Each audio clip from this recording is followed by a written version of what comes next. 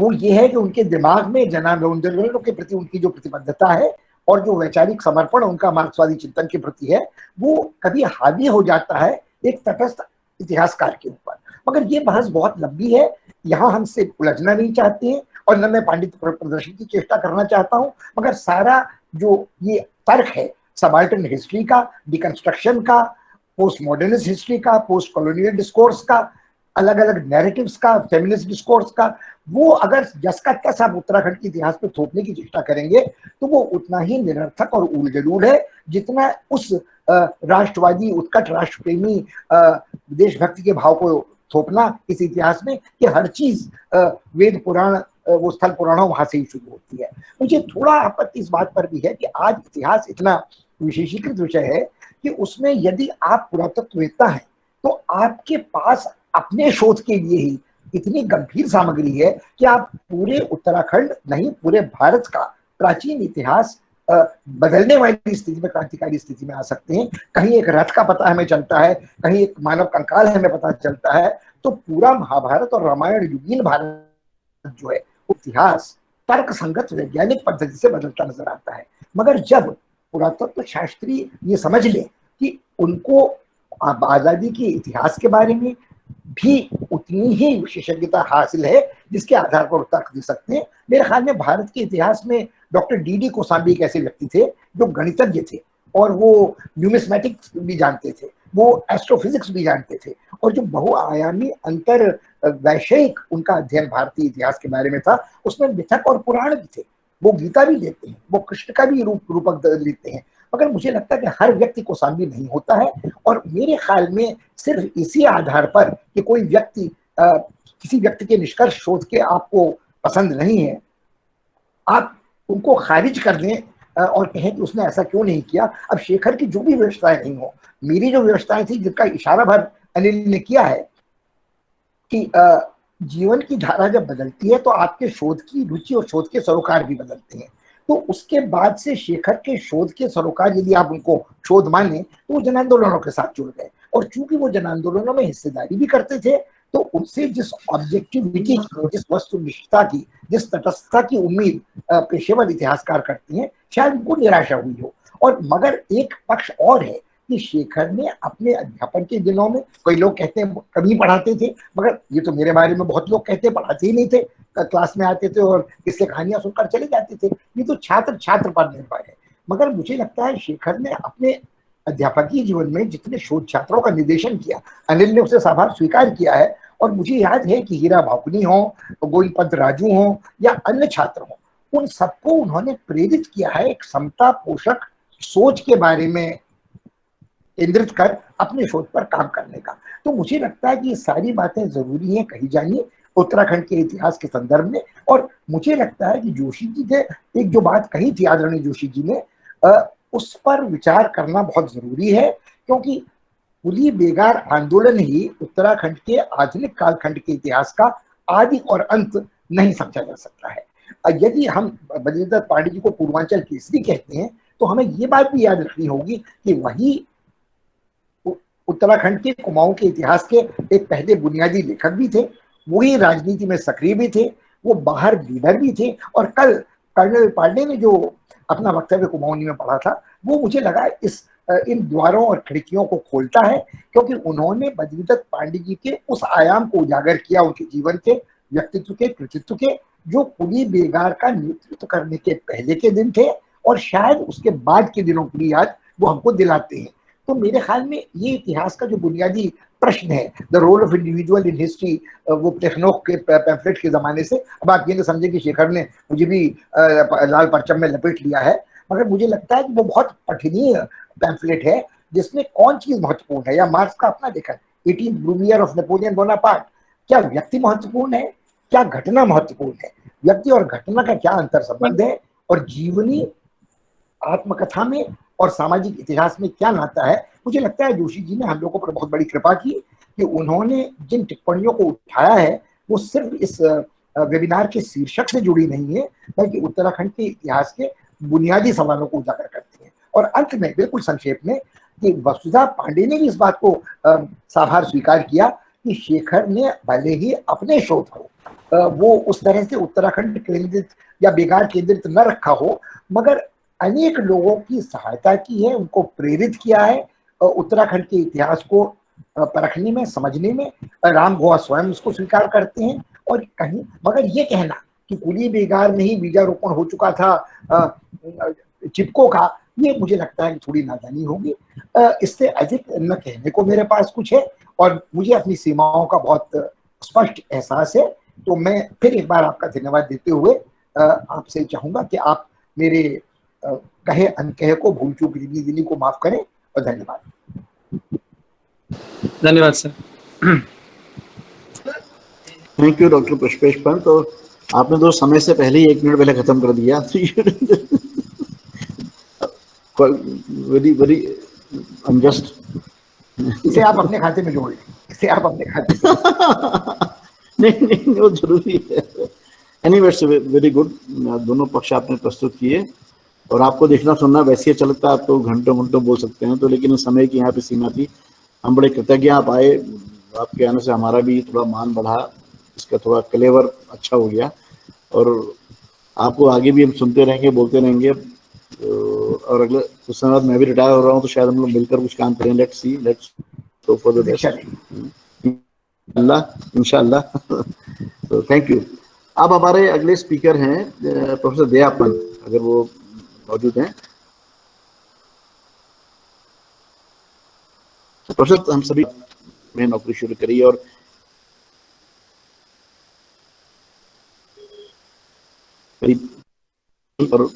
पढ़ाने के साथ साथ इनका शोध का ज्यादा रोमांचक साहित्य, संस्कृति, पत्रकारिता पे कार्य है, लोक कला पर। लेकिन साथ साथ ये बहुत सारे प्रशासनिक पदों पर भी रही हैं, BSW भी रही हैं, और जितने प्रशासनिक पद होते हैं तो काफी कुशलता से इन्होंने इसको अंजाम दिया। मेरी तो हेड भी रही हैं, कुलीग भी रही हैं, तो बहुत पुरानी पहचान है। तो मैं आपसे अनुरोध करूंगा, आप शायद मेरे घर से पत्रकारिता पर भी बोलना चाह रही हैं, तो दया मैडम आपका स्वागत है। नमस्कार, अपने को अनम्यूट कर लीजिए। उमेश जी, धन्यवाद।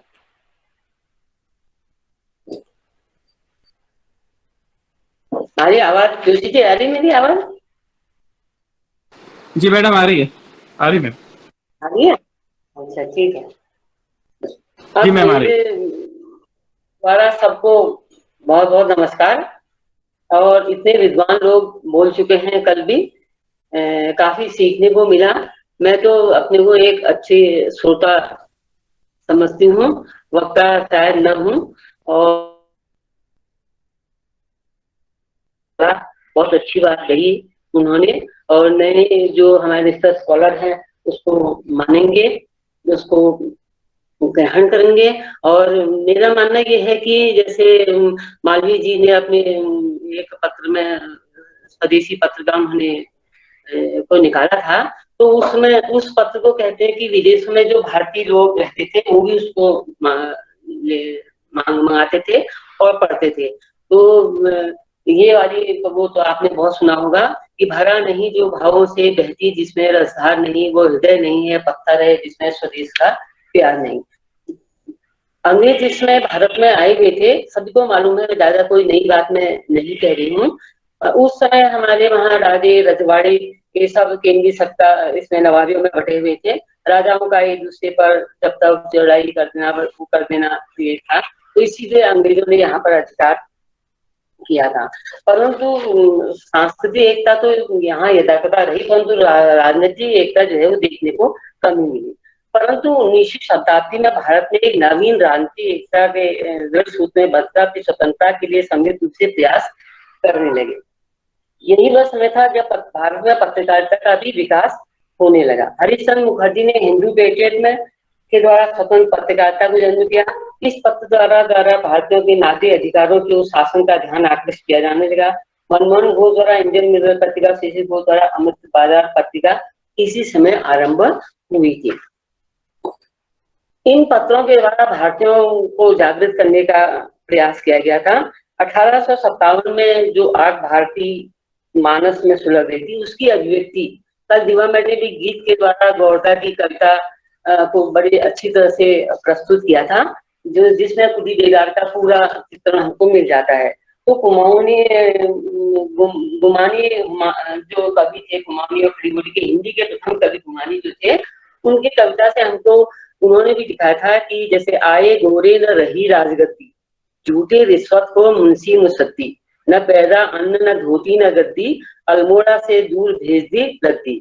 अंग्रेजों के मनमाने हस्तक्षेप से भी प्रजा की भावनाओं को काफी चोट पहुंच रही थी। इस पर गुमानी ने लिखा है कि विष्णु का देवाल उखाड़ा, ऊपर बंगला बना खड़ा, मल्ले महल उड़ाई नंदा, बंगलों में तहां भरा, अंग्रेजों ने अल्मोड़े का नक्शा ही और करा। और कई कविताएं और उन्होंने लिखी थी, गोरदा ने भी, गुमानी जी ने भी। और इस समय जब पत्रकारिता भारत में अपनी प्रगति पर थी, जब प्रगति हो रही थी, पत्रकारिता का विकास हो रहा था, उसी समय अल्मोड़ा में भी यह वह समय था जब उत्तराखंड में भी राष्ट्रीय चेतना का विकास हो रहा था। उत्तराखंड 19वीं शताब्दी में उत्तराखंड में नवीन बौद्धिक चेतना तथा समकालीन राजनीतिक तथा सामाजिक चेतना विकसित होने लगी थी। 1857 में जब अंग्रेजी शासन के प्रति प्रथम स्वतंत्रता संग्राम का विद्रोह हुआ था, तो उस विद्रोह के समय रंजे जो थे वो गढ़वाल में थे। इस विद्रोह का जो प्रमाण हमको मिलता है वो इससे मिलता है कि जब रंजे गढ़वाल में थे तो उनको वहां पर इसके विद्रोह की सूचना मिली, तो वो कुमाऊं आए और अल्मोड़ा आके उन्होंने मार्शल लॉ लगा दिया। उसके बाद वो नैनीताल गए। इसकी पुष्टि होती है कि रंजे जो था उसने 1858 में एक पत्र सरकार को लिखा था कि जब मुझे गदर की सूचना मिली या विद्रोह की सूचना मिली तो मैं उस समय गढ़वाल में था और तुरंत सूचना मिलते ही मैं अल्मोड़ा वापस आया और यहाँ मैंने विद्रोह का दमन किया। इस समय जो था, जब ये विद्रोह हुआ तो हम कह सकते हैं 2-4 लोग ही नहीं होंगे इस विद्रोह में, काफी लोग इस विद्रोह में शामिल होंगे। चाहे हमको ज्यादा उसमें मुख्य नाम आता है कालू मेहरा का, परंतु इससे जो स्थिति उत्पन्न हुई कि रांझे लिखता है कि उस समय डाक व्यवस्था बिल्कुल चरमराही, कुली मिलने बिल्कुल बंद हो गए, तो कुलियों की समस्या हो गई, डाक व्यवस्था की समस्या होगी। तो उसने 40 कैदियों को जो था वहां से रिहा किया था कि अगर उनका आचरण अच्छा होगा तो उनको बाद में इसमें कुछ वो किया जाएगा, एडजस्ट किया जाएगा। और अल्मोड़ा 1870 में जब हम देखते हैं 1857 की क्रांति का चाहे व्यापक प्रभाव यहाँ अन्य देशों की, अन्य राज्यों की भांति नहीं पड़ा हो, परंतु उत्तराखंड में भी इसका प्रभाव हुआ और इसके साथ ही यहाँ पर जो थी जन जागृति या चेतना जो थी उत्पन्न होने लगी थी। अल्मोड़ा नगर के कतिपय बुद्धिजीवी जो थे उन्होंने 1870 में एक क्लब की स्थापना की जिसको कि डिबेटिंग क्लब के नाम से जाना जाता है। इस क्लब की स्थापना का जो मुख्य नेतृत्व जो था शिक्षाविद जो बुद्धि बल्लभ पंत जी थे उन्होंने किया। इस क्लब की स्थापना का जो मुख्य उद्देश्य था वो था कि यहाँ की सामाजिक, राजनीतिक, आर्थिक समस्याओं पर विचार करें। इसमें एक मंच मिलेगा लोगों को, एक जगह एकत्रित होंगे, एक नेतृत्व होगा। बिना नेतृत्व के आप देखिए कोई भी कार्य नहीं होगा। अभी आप यहाँ सेमिनारी हो रहा है या वेबिनार जो भी कहिए, इसमें भी एक नेतृत्व है और एक अकेले अनिल जोशी जी इसके संयोजक हैं, नेगी जी इसके सचिव है, वो अकेले नहीं करें, इनके साथ इतने लोग जुड़े हैं तब ये कार्यक्रम जो है वो आगे बढ़ रहा है। तो बिना कुशल नेतृत्व के कोई भी कार्य जो है वो सफल नहीं हो सकता, चाहे वो घर में हो, चाहे शहर में हो, चाहे कॉलेज में हो, चाहे देश में हो। तो इसको हमको ये मानना पड़ेगा कि कुशल नेतृत्व के द्वारा ही हम जो कार्य है वो कर सकते हैं। तो इसी डिबेटिंग क्लब ने 1871 में एक पत्रिका को जन्म दिया और इस पत्रिका का नाम था, रखा गया अल्मोड़ा अखबार। इससे पहले भी हमको ये मिलता है कि 1868 में समय विरोध की स्थापना हुई, समय विरोध दिन निकलता था जो कि जसपुर से, नैनीताल डिस्ट्रिक्ट के जसपुर से, और जयदेव जोशी इसके संपादक थे। पर ज्यादा इसकी प्रतियां तो उपलब्ध नहीं है, ज्यादा ये चला नहीं, परंतु समय विरोध से जो पत्रकारिता का इतिहास आरंभ हुआ लेखन, तो वो निरंतर बढ़ता रहा, कभी बंद नहीं हुआ। तो अल्मोड़ा अखबार का प्रकाशन जो था महत्वपूर्ण घटना थी और इसका संपादन जो थे बुद्धि बल्लभ पंत जी कर रहे थे। समय विनोद तो एक समय के बाद बंद हो गया, परंतु ये अल्मोड़ा अखबार जो था वो चलता रहा और इसमें अल्मोड़ा अखबार ने स्वतंत्रता, स्वावलंबन और सामाजिक न्याय के पन्नों पर एक कर्मठता की स्याही से सहयोग, समन्वय, भ्रातृत्व की भावना, स्वतंत्रता की भावना जो है उसको उजागर करना आरंभ कर दिया और यहाँ की जो समस्याएं थी उनको जनता के सामने रखने का प्रयास किया। उसी समय इसके बाद वो समय आता है जब स्वामी विवेकानंद अमेरिका से वापस आ गए भारत में, और वहां से आने के पश्चात विवेकानंद जी जो थे 3 बार अल्मोड़ा आए और अपने दूसरे अल्मोड़ा यात्रा के दौरान 1897 में उन्होंने अल्मोड़ा इंटर कॉलेज में एक व्याख्यान दिया था, बड़ा जोशीला, बड़ा ओजस्पूर्ण, बड़ा विद्वतापूर्ण। उसको सुनकर विवेकानंद जी इतना नौजवानों को उससे प्रेरित किया, इतना जागरूक किया कि नौजवान जो थे उससे बहुत प्रेरित थे, बहुत जागरूक हुए और उसके पश्चात जो था ये जागरूकता जो थी निरंतर यहाँ पर बढ़ती गई। और बद्रीधर पांडे जी स्वयं इस बारे में कहते हैं, उन्होंने कहा है कि उनके उससे मैं काफी प्रभावित हुआ और उस किसी स्कूल में शायद बद्रीधर पांडे जी, मुझे नाम याद नहीं आ रहा, वहां पर वो शिक्षक थे। तो वहां पर उन्होंने देखा कि लकड़ी और कोयले का जो मिलते थे वो कई शिक्षक जो थे अपने प्रयोग में ले जाते थे। तो उसके लिए उसको भी और जो अंग्रेजों के जो भी अत्याचार होते उनको उन्होंने लिखना बंद कर दिया। तो जो डिप्टी कमिश्नर था उसने वहां के प्रधान अध्यापक से स्पष्टीकरण मांगा, तो नाराज होकर प्रधानाध्यापक ने जो था बद्रीधर पांडे जी को वहां से हटा दिया। परंतु बद्रीधर पांडे जी कोई डरने वाले व्यक्तित्व तो थोड़े नहीं, तो उन्होंने जैसा लिखना बंद नहीं किया। और 1900 विवेकानंद जी चाहते थे कि कहीं यहाँ पर आश्रम वगैरह हो, वो हुए, वो सबको मालूम है। विवेकानंद जी का कभी होगा तो हम उसमें इसमें चर्चा करेंगे। फिर 1903 में जो है अल्मोड़ा में गोविंद पंत और हरगोविंद पंत जी के नेतृत्व में हैप्पी क्लब की स्थापना हुई। हैप्पी क्लब की स्थापना जो थी, इसका मुख्य उद्देश्य जो था, नौजवानों को जो विवेकानंद जी के व्याख्यान से प्रभावित हो चुके थे उनको एक जगह इकट्ठा करके उनमें राजनीतिक, सामाजिक, आर्थिक चेतना को विकसित करना था। तो इसकी सदस्य संख्या जो थी प्रारंभ में बहुत सीमित रखी गई और बाद में, और इसमें जो इसका जो बैठक होती थी वो शहर से दूर कहीं एकांत स्थान पर होती थी, जिससे कि कोई उसमें व्यवधान उत्पन्न न हो। और इसी में 1905 में बंगाल विभाजन का हुआ, उसमें भी यहाँ के लोगों ने उसका विरोध किया, उसमें अपना भागीदारी निभाई थी। और 1912 में कुमाऊं में फिर कांग्रेस की स्थापना हुई और प्रयाग अधिवेशन में दयालत जोशी जी और अन्य लोगों ने भाग लिया। 1913 में पंजाब निवासी स्वामी सत्यदेव अपनी अमेरिका यात्रा के बाद लौटने अल्मोड़ा आए। यहाँ उन्होंने बुद्ध साहित्य समिति की स्थापना की, अपने राष्ट्रवादी ओजस्वी व्याख्यान से यहाँ के लोगों में जन जागृति उत्पन्न की। फिर वह समय आया जो सबसे महत्वपूर्ण समय था, पत्रकारिता के क्षेत्र में उधर पुधर होने लगी और 1913 में बद्रीधर पांडे जी को इसका संपादक बना दिया गया। और बद्रीधर पांडे जी के आने से इस पत्रिका का जो था वो स्वरूप ही बदल गया। अभी तक यही पत्रिका जो थी नरम दृष्टिकोण की पोषक थी और अब उग्रवाद की दिशा में अग्रसर होने लगी। अब बद्रीधर पांडे जी ने राजभक्ति के स्थान पर राष्ट्रभक्ति को का संखनाद कर दिया और शासन का उच्च अधिकारियों के तौर तरीकों की स्वतंत्रता से वो आलोचना करने लगे। और इसी अखबार के माध्यम से सामाजिक, राजनीतिक, आर्थिक समस्याओं पर वो लिखते थे और अन्य कई लोग भी लिखते थे, केवल वो ही नहीं और भी लोग भी इसमें अपनी भागीदारी करते थे, लिखते थे। मैंने भी अपने रिसर्च के समय में शक्ति, तब ये अल्मोड़ा में लालागढ़ में बंसल की गिरी में शक्ति का कार्यालय होता था, वहां पर जाके काफी इसको देखा है और पढ़ने का मौका मिला है। शिरीष पांडे जी और कैलाश पांडे जी अब नहीं रहे, हमको उनको श्रद्धांजलि है और उन्होंने इसमें मुझे बड़ा सहयोग किया था उस कार्य को संपन्न कराने में। तो बद्रीधर पांडे जी ने अब कुली बेगार का जंगलात की नीति की निंदा वो इस अखबार के द्वारा करने लगे। कुली बेगार, जैसे कि कल अनिल जोशी ने भी बताया था कि इसके 3 वो हमको देखने को मिलते हैं, कुली बेगार, कुली उतार और कुली बधार।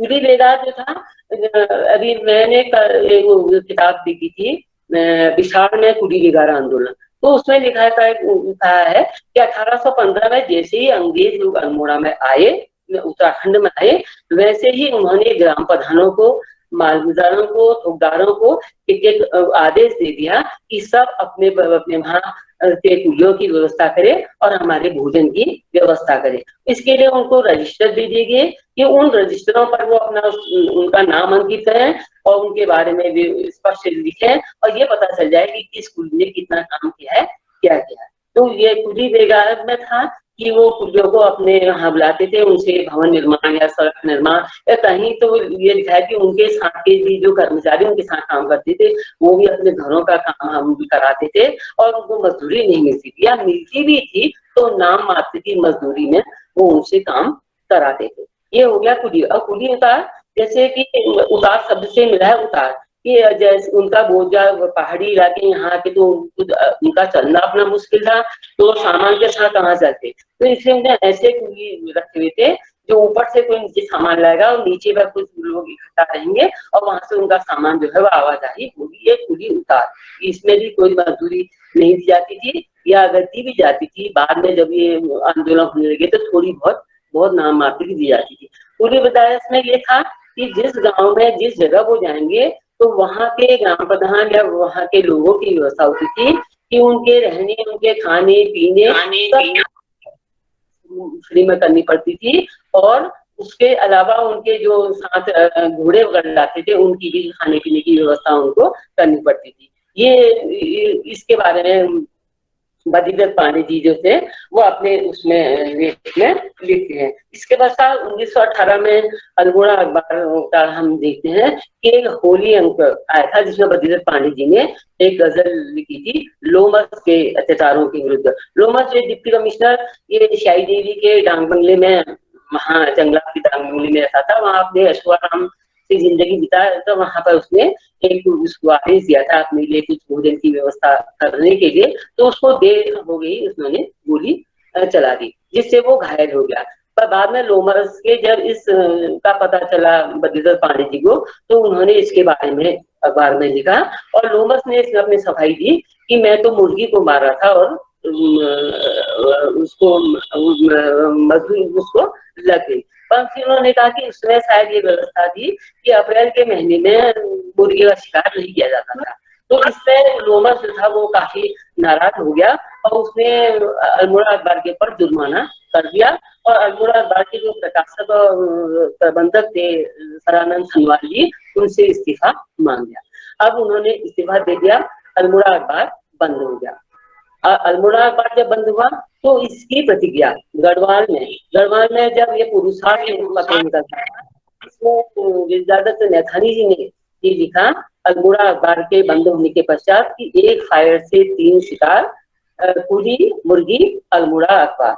चाहे जो भी हो पर 47 वर्षों के पश्चात अल्मोड़ा अखबार बंद हुआ, ये काफी हमारे लिए पीड़ा का विषय था। पर उस समय के नौजवानों ने या उस समय के जो हमारे नेतृत्व कर रहे थे इन्होंने इसमें हार नहीं मानी और उन्होंने चंदा इकट्ठा किया उससे और इकट्ठा करके एक नया छापाखाना खोला जिसका नाम था देशभक्त प्रेस और जिस वहां एक पत्र का निकाला और उस पत्र का नाम रखा शक्ति जो अभी तक निरंतर हमारे पास आता रहता है और उसमें शक्ति में ही काफी सामाजिक आर्थिक आंदोलनों के बारे में, समस्याओं के बारे में जो था वो मिलता रहता था। उसके पश्चात 1916 में जो कुमाऊं परिषद की स्थापना हुई थी हरगोविंद पंत, गोविंद पंत जी आदि के नेतृत्व में नैनीताल में। इसका प्रथम अधिवेशन तो अल्मोड़ा में हुआ और द्वितीय अधिवेशन जो इसका था वो तारादत्त गैरोला के नेतृत्व में हल्द्वानी में हुआ था।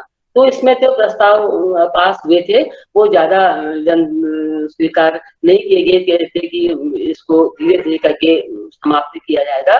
परंतु 1920 में जब काशीपुर में अधिवेशन हुआ जिसकी अध्यक्षता करते हरगोविंद पंत जी, तो वहां पर इसमें काफी चर्चा हुई। 1918 के अधिवेशन में भी उसकी चर्चा हुई। तो यह कि अब कुली बेगार जो प्रथा जो है उसको बिल्कुल समाप्त करना चाहिए, कर दिया जाएगा। तो इसमें काफी विचार विमर्श होने के पश्चात कुली बेगार प्रथा को अंत करने का निर्णय लिया गया और 13 जनवरी 1921 को बागेश्वर में इसका रखा गया कि बागेश्वर में इस कुली बेगार प्रथा को समाप्त कर दिया जाएगा। वहां पर हरगोविंद पंत, बद्रीदत्त पांडे जी, चिरंजीव लाल जी, मोहन सिंह मेहता जी, अन्य ये तो 4 तो मुख्य हमको नेतृत्व तो मिलते हैं, और इनके साथ जो अपार जनसमूह था वो भी तो उनके साथ लगे थे। तो उन सब लोगों ने मिल करके वहां पर, और जबकि वो जो डिप्टी कमिश्नर था उसने काफी इनको डराया धमकाया था कि वापस चले जाओ, उनका अब हम नहीं जाएंगे यहाँ से वापस।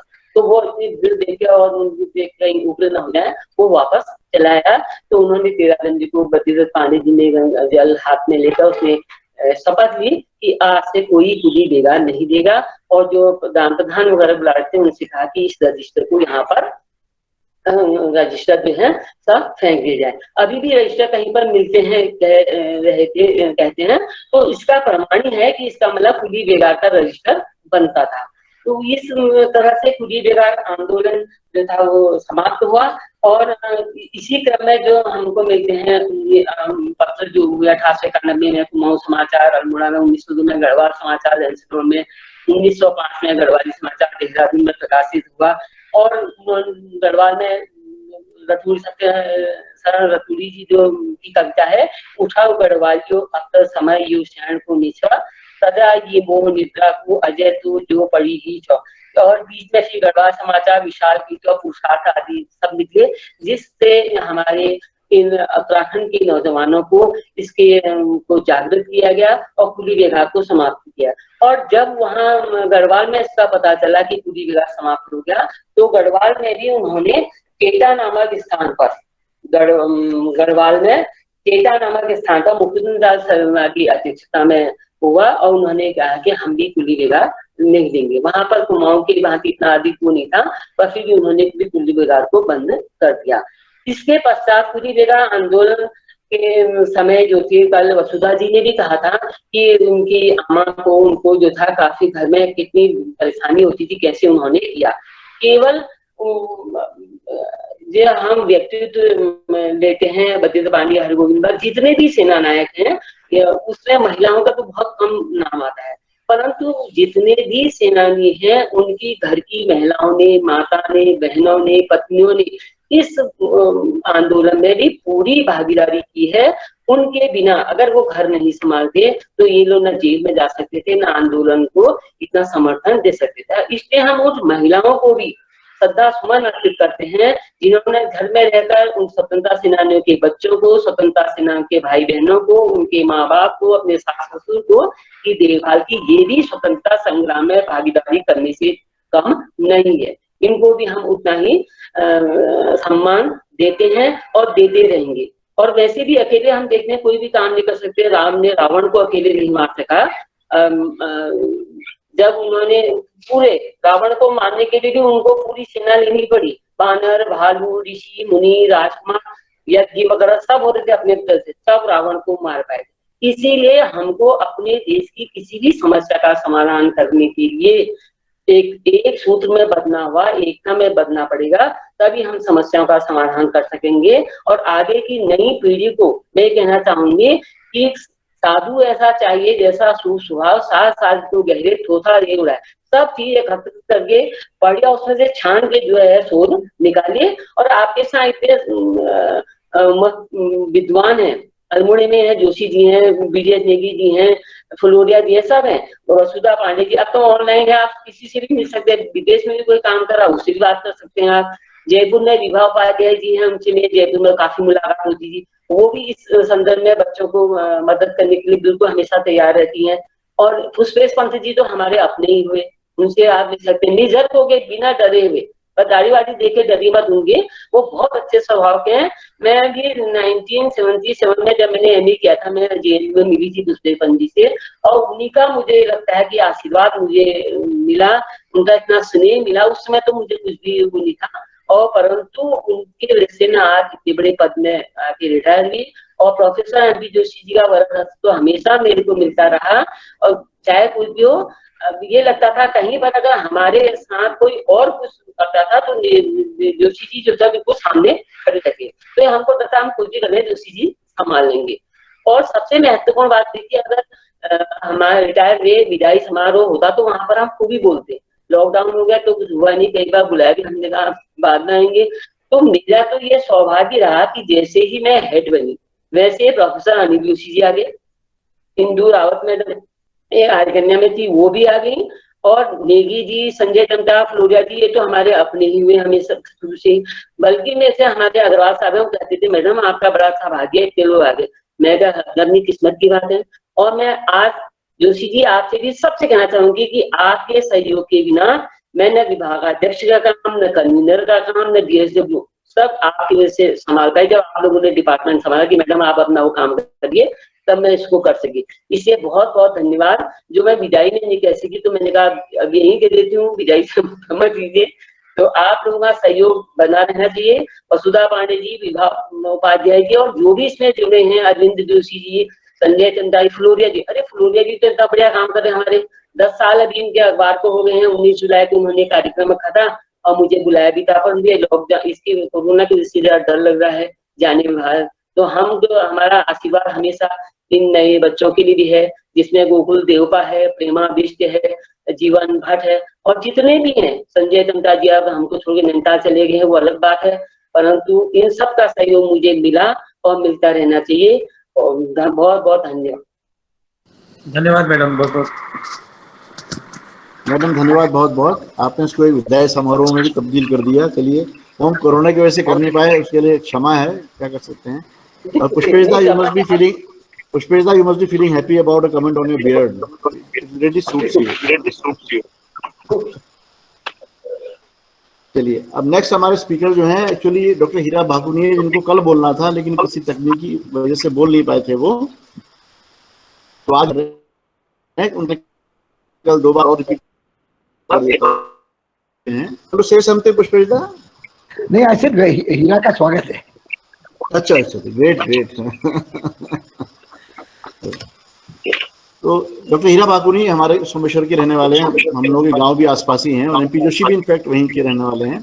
और ये बहुत पूरे समय इन्होंने DSB कॉलेज में बिताया, और इनकी जो PhD थी वो कुमाऊं किसी बद्रीनाथ पांडे पर ही थी, शेखर फाटक के अंदर में।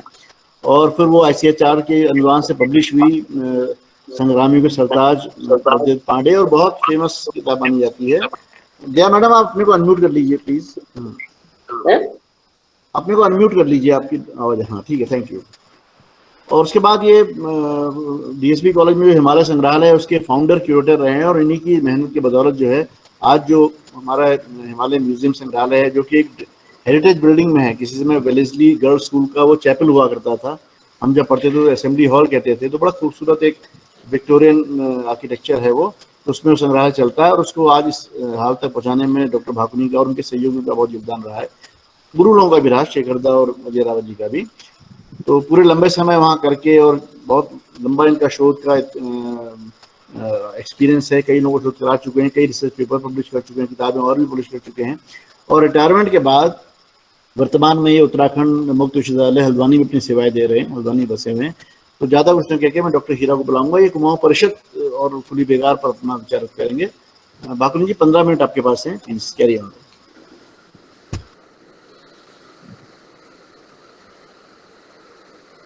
आइए, आवाज आ रही है निंदा? हाँ सर, आ रही सर। सर प्रणाम सर। आ रही सर, प्रणाम। और हीरा, आपको पुष्पेशदा को खुश करना है, मेरी बात है, आपके लिए रुके हैं, जा रहे थे, मैंने रोक लिया उनको, लिटरली रुका मैंने उनको, खुद भी बोले मैं हीरा को सुन के जाऊंगा। उनके और कोई कमिटमेंट है उनके, लेकिन उन्होंने आपने रोक दिया है, तो प्रणाम सर, प्रणाम। Very careful. हाँ, धन्यवाद निंदा। सबसे पहले आदरणीय गुरुजी पुष्पेश पंत जी को मेरा नमस्कार, और सत्र की अध्यक्षता कर रही वसुधा जी और अन्य सभी सम्मानित साथी। बेगार आंदोलन की शताब्दी वर्ष के अवसर पर मुझे भी जो मौका इतिहास विभाग अल्मोड़ा के द्वारा दिया गया है कुमाऊं परिषद पर बोलने के लिए, तो कुमाऊं परिषद जो थी वो उस वर्षों में उसकी स्थापना हुई, या उसका स्थापना वर्ष जो था वो स्थापना वर्ष उसके बड़े महत्वपूर्ण थे। महत्वपूर्ण इस मायने में थे, अंतर्राष्ट्रीय स्तर पर प्रथम विश्व युद्ध छिड़ा हुआ था, रूसी क्रांति 1917 में हुई थी, और राष्ट्रीय स्तर पर भारतीय राष्ट्रीय कांग्रेस का लखनऊ अधिवेशन हुआ था। तो उस लखनऊ अधिवेशन इस मायने में महत्वपूर्ण था कि उसमें जो है गर्मपंथी और नरमपंथी के बीच में समझौता हुआ था, लीग और कांग्रेस के बीच में समझौता हुआ था। तो ऐसे महत्वपूर्ण वर्ष के दौर में कुमाऊं परिषद की स्थापना भी 1916 में अल्मोड़ा में होती है। लेकिन 1916 में जो कुमाऊं परिषद की स्थापना होती है तो वो अचानक नहीं हुई थी, बल्कि उससे पहले अल्मोड़ा में या कुमाऊं में डिबेटिंग क्लब की स्थापना हो चुकी थी। 1912 में कांग्रेस की स्थापना हो चुकी थी, शुद्ध साहित्य समिति की स्थापना हो चुकी थी, होम रूल लीग की स्थापना बद्रीदत्त पांडे और उनके साथियों के द्वारा हो चुकी थी।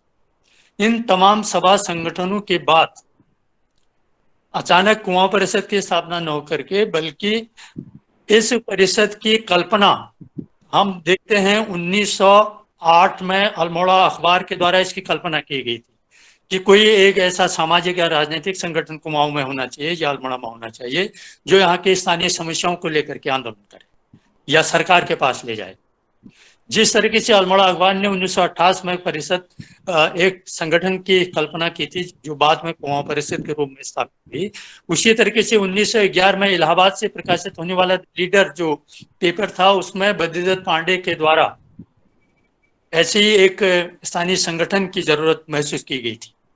तब बद्रीदत्त पांडे इलाहाबाद में ही लीडर में काम करते थे उस समय। तो इस तरीके से हम देखते हैं कि 1916 में ये बद्रीदत्त पांडे की कल्पना या अल्मोड़ा अखबार की या द लीडर में जो चीजें आ रही थी, जो परिषद से पहले जो संगठन स्थापित हुए थे, उसी का परिणाम था 1916 में बद्रीदत्त पांडे, हरगोविंद पंत, मोहन सिंह दरनवाल, गोविंद बल्लभ पंत, इंद्रलाल शाह, प्रेम बल्लभ पांडे, लक्ष्मी दत्त शास्त्री आदि 1916 कुमाऊं परिषद को किया गया। 1916 में परिषद में क्या है, उसका मुख्य उद्देश्य कुमाऊं का मतलब आज का उत्तराखंड, यहाँ पर मैं ये भी स्पष्ट कर दूं क्योंकि उसमें 3 ही जिले यहाँ हुआ करते थे, अल्मोड़ा, नैनीताल और ब्रिटिश गढ़वाल। तो कुमाऊं में की जितनी भी स्थानीय समस्या, सामाजिक और राजनीतिक समस्याओं को उठाने का उद्देश्य परिषद का माना गया इन संस्थापकों के द्वारा। तो इस तरीके से हम देखते हैं कि कुमाऊं परिषद अचानक नहीं हुआ, बल्कि एक लंबी पृष्ठभूमि उसके पीछे थी।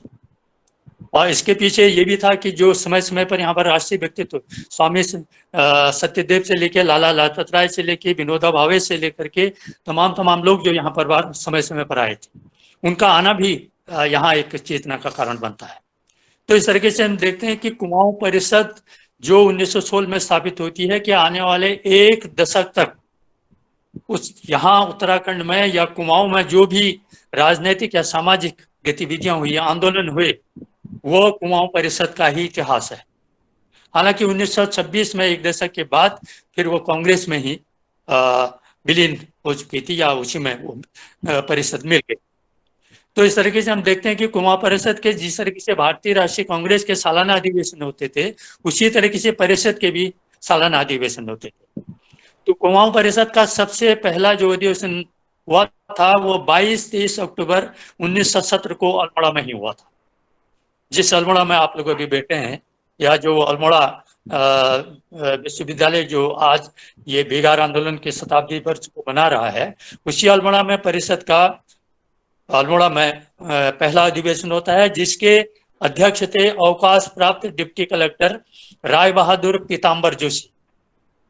तो पीताम्बर जोशी जी के नेतृत्व अध्यक्षता में पहला अधिवेशन अल्मोड़ा में होता है। तो अल्मोड़ा में होता है तो इसका उद्देश्य, जैसे मैंने बताया, कि सामाजिक और राजनीतिक समस्याओं को सरकार के सामने ले जाना था।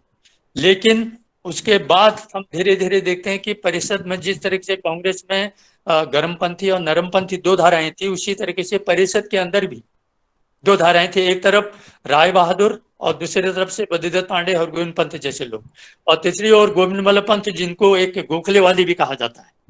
इस तरीके की विचारधारा को लेकर के परिषद आगे बढ़ती है।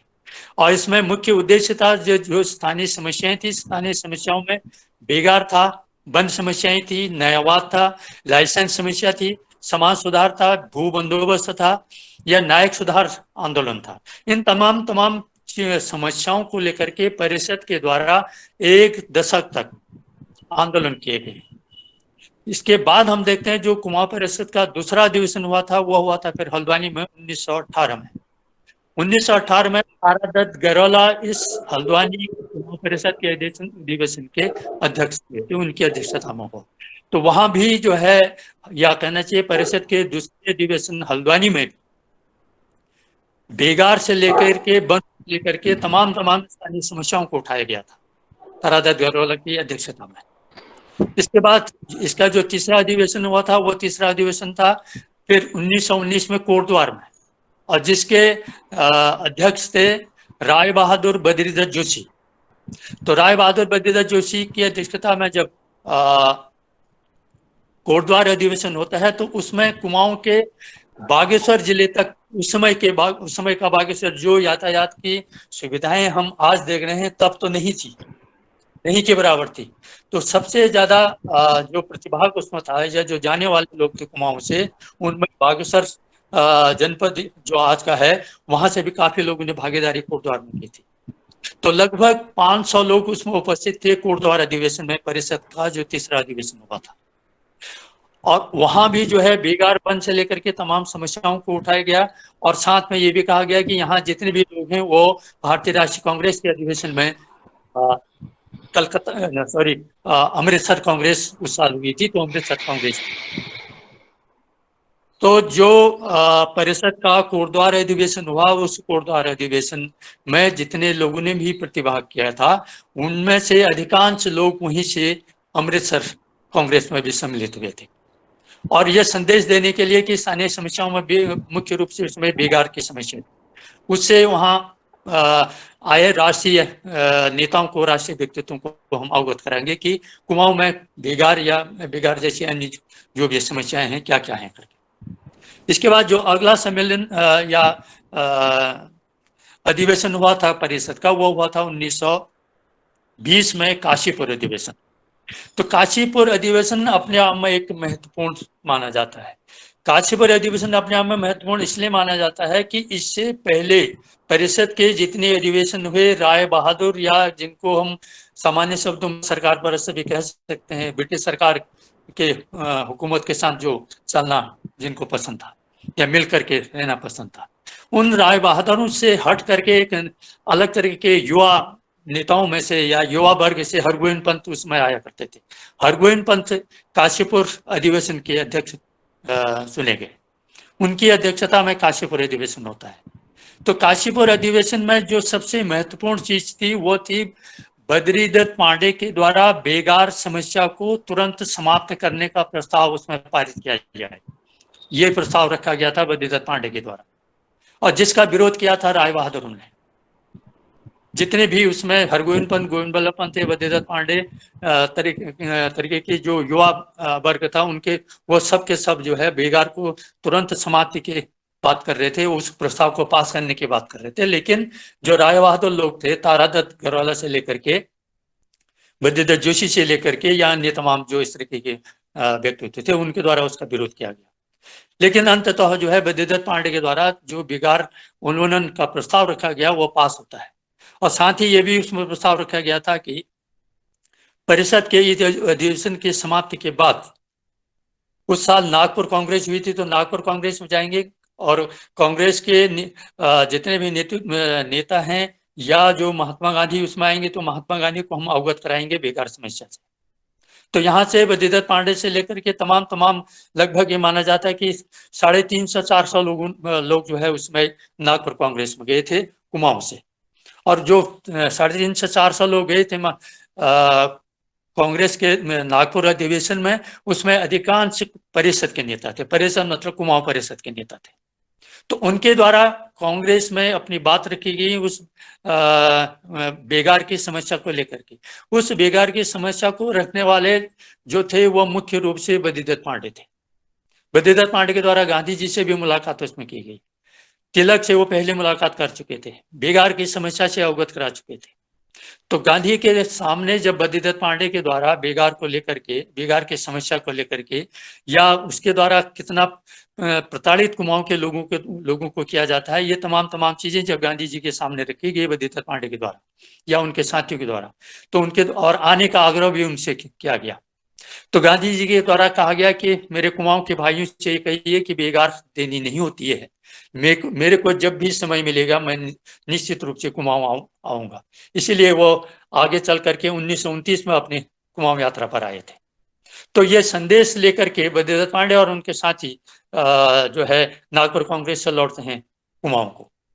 नागपुर कांग्रेस से लौटने के बाद तमाम गढ़वाल से तारादत्त गरवाला से लेके मुकुंदलाल से लेकर के यहाँ से बद्रीदत्त पांडे, हरगोविंद पंत से लेके विक्टर मोहन जोशी, मोहन सिंह मेहता, चिरंजी लाल, इंद्रलाल शाह, ये जितने भी लोग थे ये वहां से लौटते हैं। और इन्होंने एक किस्म से इस तरीके का निर्णय लिया कि जो भी जहां से अपने अपने क्षेत्र में जो भी जिनके जो क्षेत्र हैं उन क्षेत्रों से जनता को जागृत करते हुए, मोबिलाइज करते हुए बागेश्वर उत्तरायणी के मेले में आने का आग्रह करें ताकि वहां ज्यादा से ज्यादा लोग पहुंचे। इस तरीके से गढ़वाल से मुकुंदलाल केसर सिंह रावत तरीके के लोग थे। तो यहाँ से ये हरगोविंद पंत, बद्रीदत्त पांडे, विक्टर मोहन जोशी और मोहन सिंह मेहता, चिरंजी लाल, इन्होंने अलग अलग क्षेत्रों से जाकर के पैदल बागेश्वर या उत्तरायणी में पहुंचते हैं। वहां बेगार को, हालांकि अभी दया मैडम भी बोल रही थी, उससे पहले भी बेगार पर काफी बोला जा चुका है, कल भी बोला गया था। तो उत्तरायणी 13-14 जनवरी 1921 को सरयू के बगल में ये शपथ ली गई, बद्रीदत्त पांडे के द्वारा सभा की गई और उस सभा में बेगार समाप्ति की घोषणा की गई थी 1921 में। तो इस तरीके से हम देखते हैं कि जो कुमाऊं परिषद था, उस कुमाऊं परिषद के जो नेता थे वो परिषद के ही नेता नहीं थे, बल्कि कांग्रेस के द्वारा जो राष्ट्रीय स्तर पर आंदोलनों की घोषणा की जाती थी, इन परिषद के नेताओं के द्वारा स्थानीय स्तर पर जो स्थानीय समस्याएं थी उन स्थानीय समस्याओं को लेकर के ये आंदोलन करते थे ताकि राष्ट्रीय आंदोलन को स्थानीय स्तर से भी एक आधार स्वरूप बल मिलता रहे। तो इसमें परिषद के नेताओं के द्वारा जब राष्ट्रीय स्तर पर जब असहयोग आंदोलन की घोषणा कांग्रेस के द्वारा की गई थी, तो स्थानीय स्तर पर असहयोग आंदोलन को बल देने के उद्देश्य से परिषद के नेताओं के द्वारा बेगार जैसी ज्वलंत समस्या को लेकर के आंदोलन किया गया। और बाद में बेगार आंदोलन की सफलता के बाद वन आंदोलन यहाँ चलाया गया, न्यायवाद आंदोलन यहाँ चलाया गया था, समाज सुधार के नाम पर नायक सुधार आंदोलन यहाँ परिषद के नेताओं के द्वारा शुरू किया गया था। तो इस तरीके से हम देखते हैं कि जो परिषद थी वो परिषद जहां कुमाऊं परिषद के रूप में काम कर रही थी, तो वहीं वो कांग्रेस के द्वारा समय समय पर जो आंदोलन या जो घोषणाएं की जा रही थी उनको भी वो आगे बढ़ाने का काम कर रहे थे स्थानीय समस्याओं को लेकर के। इसके बाद हम देखते हैं कि परिषद अपना अस्तित्व जो है एक लंबे समय तक नहीं बचा पाती है। इस तरीके से हम देखते हैं कि परिषद का 5वां अधिवेशन फिर 24, 25, 26 जनवरी 1924 को टनकपुर में बद्रीदत्त पांडे की अध्यक्षता में हुआ था। तो बद्रीदत्त पांडे की अध्यक्षता में जब टनकपुर में परिषद का अधिवेशन होता है, तो वहां तराई की जो समस्याएं थी, तराई के निवासियों की, थारू और बोक्सा लोगों की मुख्य रूप से, तो उनकी समस्याओं को लेकर के बद्रीदत्त पांडे के द्वारा ये उसमें प्रस्ताव पारित करवाए गए थे कि आने वाले समय में परिषद के नेताओं के द्वारा थारू, बोक्सा या अन्य जितने भी समुदाय तराई भाबर में रहते हैं उनके समस्याओं को लेकर के भी परिषद आंदोलन करेगा या सरकार के सामने उनको ले जाएगा। तो ये एक परिषद का संक्षिप्त रूप में एक मैंने रूपरेखा मैंने रखने की कोशिश यहाँ की थी। इसके अतिरिक्त मैं जो यहाँ पर मुख्य रूप से बात करना चाह रहा हूँ कि 1916 में स्थापित परिषद 1926 तक, तो एक दशक में परिषद के द्वारा जितने भी आंदोलन किए गए या उत्तराखंड में जो भी स्वतंत्रता आंदोलन हुआ था, वो स्वतंत्रता आंदोलन का जो इतिहास है वही कुमाऊं परिषद का इतिहास है। और अंततः 1926 में कुमाऊं परिषद का भारतीय राष्ट्रीय कांग्रेस में विलय हो जाता है। तो परिषद के नेता जितने भी थे वो फिर एक कांग्रेस के रूप में अपना काम करते हैं। इन्हीं परिषद के नेताओं के द्वारा होम रूल लीग की स्थापना भी अल्मोड़ा में की गई थी, जिसमें मुख्य रूप से बद्रीदत्त पांडे सबसे आगे थे। और उनके द्वारा ये भी कहा गया था, बल्कि बद्रीदत्त पांडे के द्वारा, कि मैं अनी बेसेंट से ज्यादा तिलक का अनुयायी हूँ, इसलिए मैं जो होम रूल लीग यहाँ स्थापित कर रहा हूँ तो वो तिलक के नाम पर मैं होम रूल लीग को यहाँ पर या कहना चाहिए कि स्वदेशी होम रूल लीग को मैं यहाँ स्थापित कर रहा हूँ। स्वदेशी होम रूल लीग से मतलब मेरा तिलक की विचारधारा से मैं प्रभावित हों। तो ये है कुआंओं परिषद, बेगार आंदोलन और उसका इतिहास। धन्यवाद। धन्यवाद सर। थैंक यू डॉक्टर भागोनी, बहुत अच्छा आपने हमने जैसे शुरू में कहा था, हमने अलग अलग फलकों को चुना है, डिफरेंट एस्पेक्ट्स को। तो पुष्पेंद्र, अगर आप कुछ कमेंट करना चाहें। नहीं, मुझे बहुत अच्छा लगा सुनकर कि इन्होंने जो पूर्व पीठिका प्रस्तुत की है कुमाऊं बेगार आंदोलन के उन्मूलन की। आंदोलन हो या न हो, उस घटना को कोई महत्वपूर्ण समझे या न समझे, मगर जो डॉक्टर हीरा भाकुनी ने पूर्व पीठिका प्रस्तुत की है, उसको देखते हुए ऐसा लगता है कि उस समय जितनी राजनीतिक सामाजिक गतिविधियां हो रही थी, उनके केंद्र में कहीं न कहीं बेगार समस्या थी। Thank you. तो इससे पहले कि मैं नेक्स्ट स्पीकर को बुलाऊं, दो चार मिनट अगर हमारे कुछ शोधार्थी बहुत सारे इसमें जुड़े हुए हैं, नरेंद्र कुमार में देख रहा हूँ, जीवन है और भी जो शोधार्थी हैं, शायद पूजा बिष्ट भी हैं, तो और कोई सवाल पूछना चाहें, 3-4 मिनट मेरे पास भी स्पेयर हैं, क्योंकि बहुत लंबा फिर हो जाता है। तो इन 3 स्पीकर्स को आपने सुना, इसकी भी अगर कुछ आपकी क्वेरी है, जिज्ञासा है, मैंने चैट बॉक्स में भी डाला है मैसेज। कहीं मुझे नरेंद्र कुमार दिख रहे थे इसमें स्क्रीन पे, नरेंद्र है यहाँ? जीवन, किरण तुम पूछना, किरण दिख रही, किरण तुम पूछना चाहो तो।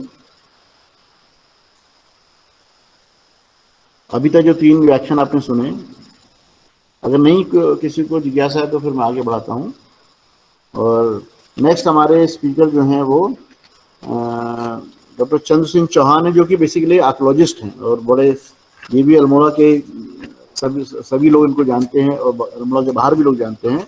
बेसिकली ये एक पुरातत्ववेत्ता हैं और ये प्रभारी पीएचडी भी इनकी उसी पर है, और डॉक्टर मदन भट्ट के स्टूडेंट हैं, और ये प्रभारी निदेशक हैं वर्तमान में क्षेत्रीय जो पुरातत्व हमारा अल्मोड़ा मंडल है उसका। और बीच में कई सारा इनको और दायित्व मिले, राजकीय संग्रहालय के प्रभारी रहे हैं, और जो फलसीमा में जो दर्शक नाट्य अकेदमी उसके भी ये प्रभार, उसमें भी इनका कुछ न कुछ योगदान रहा है। और ये और चीज़ देख रहा था मैं, लोक कला संस्थान, उसके भी ये कभी कभी प्रभारी निदेशक रहे हैं। और इन्होंने बहुत यात्राएं की हैं, बहुत सारे उत्खनन किए, अक्सर लाते रहते हैं। कभी अभी हाल में बद्रीनाथ से कुछ सिक्के लेके आ गए थे, और कई मंदिरों का, लगभग 19 मंदिरों को उन्होंने रिस्टोर किया है, जबकि स्ट्रेट आर्कोलॉजी वाला है, एएसआई वाले नहीं है, डिफरेंस। ज़्यादातर मंदिर तो एएसआई के अंडर में होते हैं, पर ये तो स्ट्रेट बड़ा अपने इनिशिएटिव से इन्होंने काम किया है। कई जगह कई मंदिर इन्होंने खोजे जो 2 साल पहले मुझे याद है, जिसके बारे में किसी को जानकारी नहीं थी। और ये मेरी तरह उन कम लोगों में से हैं जो लगातार इंडियन हिस्ट्री कांग्रेस में जाते रहे हैं, बाकी सब ने तो किनारा कर लिया है, ये अभी जाते रहे हैं। तो चौहान जी वैसे आर्कोलॉजिस्ट हैं, लेकिन ये बोलना चाहेंगे कुली प्रथा पे ही। आइए चौहान जी, 15 मिनट आपके पास हैं। नहीं सर प्रणाम, मैं 15 मिनट सर प्रणाम, आप सभी लोगों को, सभी गुरुदेव लोगों को प्रणाम, आशीर्वाद। अभी शायद मुझे ऐसा लग रहा है कि मुझे कुछ नहीं बोलना चाहिए, क्योंकि मैम ने बता दिया और डॉक्टर भाकुनी जी ने बता दिया, आप सभी लोगों ने जो है, जो मुझे बोलना था वो तो सब बोल चुके हैं। मैं इतना ही कहना चाहूंगा कि दिन दिन का खजाना का भार बोकना ले, शिशु चुली में बाल न एक एका, तदपि मुलुक तेरो छोड़ी न कोई भाजा, इति बदति गुमानी धन्य गोरखाली राजा। अर्थात मेरा कहने का तात्पर्य है कि हमारे जो पहले राजा महाराजा लोग थे, जहाँ भी राजतंत्र था, तो लोगों ने जहाँ पे जीत के आते थे, वो वहाँ दास प्रथा जो प्रणाली थी वो लोगों को लेके आते थे। और एक तरफ से ये बेगारी थी, कुली बेगारी थी। इसमें मैं केवल नया जोड़ना चाहूंगा, कुली बेगारी के अंदर कुली बेगार या कुली उतार या कुली बर्दाश्त। मैं कुली बेगार में केवल इतना जोड़ना चाहूंगा कि एक तो जोलिया बेगार, चाहे वो कोई भी राजा रहा हो, चाहे वो मौर्य काल ना हो, शुंग काल ना हो या गुप्ता काल ना हो, हमारे उत्तराखंड में अगर कचूरी रहा हो, कौरववंशी रहे हों या चंद रहे हों या मल्ल पाल बम जो भी रहे हैं गोरखा, इसमें जो जोलिया वाला जो था, जोलिया बेगार था, वो भी मुफ्त में लोगों को एक स्थान से दूसरे स्थान तक भेजा जाता था। और दूसरा उसमें है कोड बेगार, सूचना तंत्र को आगे बढ़ाने के लिए राजा आ रहा है, राजा जा रहा है, राजा लड़ाई छेड़ने वाली है या राजा जनता को संबोधन करने वाला है, तो ऐसे में कोड बेगार भी था कि जो हमारे ग्रामीण क्षेत्रों में जगह जगह पर कोड होते थे, उन कोडों से जो स्थानीय लोग होते थे उनको बेगारी में सूचना देनी पड़ती थी। तो ये कोड से दूसरे संचार व्यवस्था के माध्यम था। एक स्थान से लेकर दूसरे स्थान तक ये आवाज के माध्यम से, सांकेतिक माध्यम, चाहे ढोल नगाड़े बजा करें, चाहे मसाल जलाकर करें, चाहे संघ ध्वनि से करें, इस प्रकार के या सांकेतिक झंडे के रूप में करें, दिन या रात जो भी स्थितियां होती थी उस हिसाब से ये लोग भी फ्री में काम करते, मतलब एक कोर्ट बेगारी थी। और इसके अंदर में दूसरी जो कुली उतार वाला है, इसमें कुली उतार में कुछ ही लोग, जैसे दास प्रथा के अंदर जो लोग आते थे उनमें न्यूनतम मजदूरी दी जाती थी। न्यूनतम मजदूरी, कोई भी अगर सार्वजनिक काम हो रहा है, सरकारी जो दास तंत्र का जो काम हो रहा है, चाहे उनके मकान बनने हो या कोई भी धर्मशाला बनने हो, मंदिर बनने हो, तो उसमें केवल न्यूनतम मजदूरी का तात्पर्य था केवल खाना, केवल उनको खाना ही मिलता था और चीज नहीं मिलता, दिन भर वो बेगारी करते थे। और तीसरा जो है कुली बर्दाश्त के अंतर्गत जो हम देखते हैं तो उसमें जो भी राजा आता था जाता था, वो परंपरा हमारे अंग्रेजों तक चलती आ रही कि राजा मतलब कोई अगर राजा आ रहा है, राजा अगर चाहे कमिश्नर जा रहा है तब भी राजा है, अगर पटवारी जा रहा है तब भी राजा है गांव वालों के लिए, अगर तहसीलदार जा रहा है तब भी राजा है, गरखा का नेगी जा रहा है तब भी राजा है। तो उस समय उनके लिए जो व्यवस्था होती थी फ्री में, चाहे उनके लिए खाना की व्यवस्था हो, सब्जी की व्यवस्था हो, दूध चावल घी मक्खन जो भी फल हो रहे हैं उनके लिए होता है। जैसे उदाहरण के लिए जो तामपत्र में जो दस्तावेजों में हमें कुछ ऐसा मिलता है कि घोड़ा लो या घोड़ा लो, कुकरा लो, बाजदार बजनिया, सब लोगों को फ्री में दिया जाता था। मतलब गांव से ही इकट्ठा किया जाता, जो गांव का प्रधान होता था, मुखिया होता था, सयाना होता था, वही गांव से इकट्ठा करके लोगों को, जो भी प्रतिनिधि आ रहे हैं उनके लिए मुफ्त में भोजन दिलाया जाता था। ये कुली बर्दाश्त के अंतर्गत आता है। लेकिन अब मुझे कहने के लिए इसलिए मेरे पास कुछ नहीं है, जितना था मैम कह चुकी हैं, कुछ बचा था तो डॉक्टर भादुनी जी कह चुके हैं। और जो इसमें जो नया मुद्दा है वो केवल ये है कि कुली उतार के अंतर्गत कोर्ट बेगारी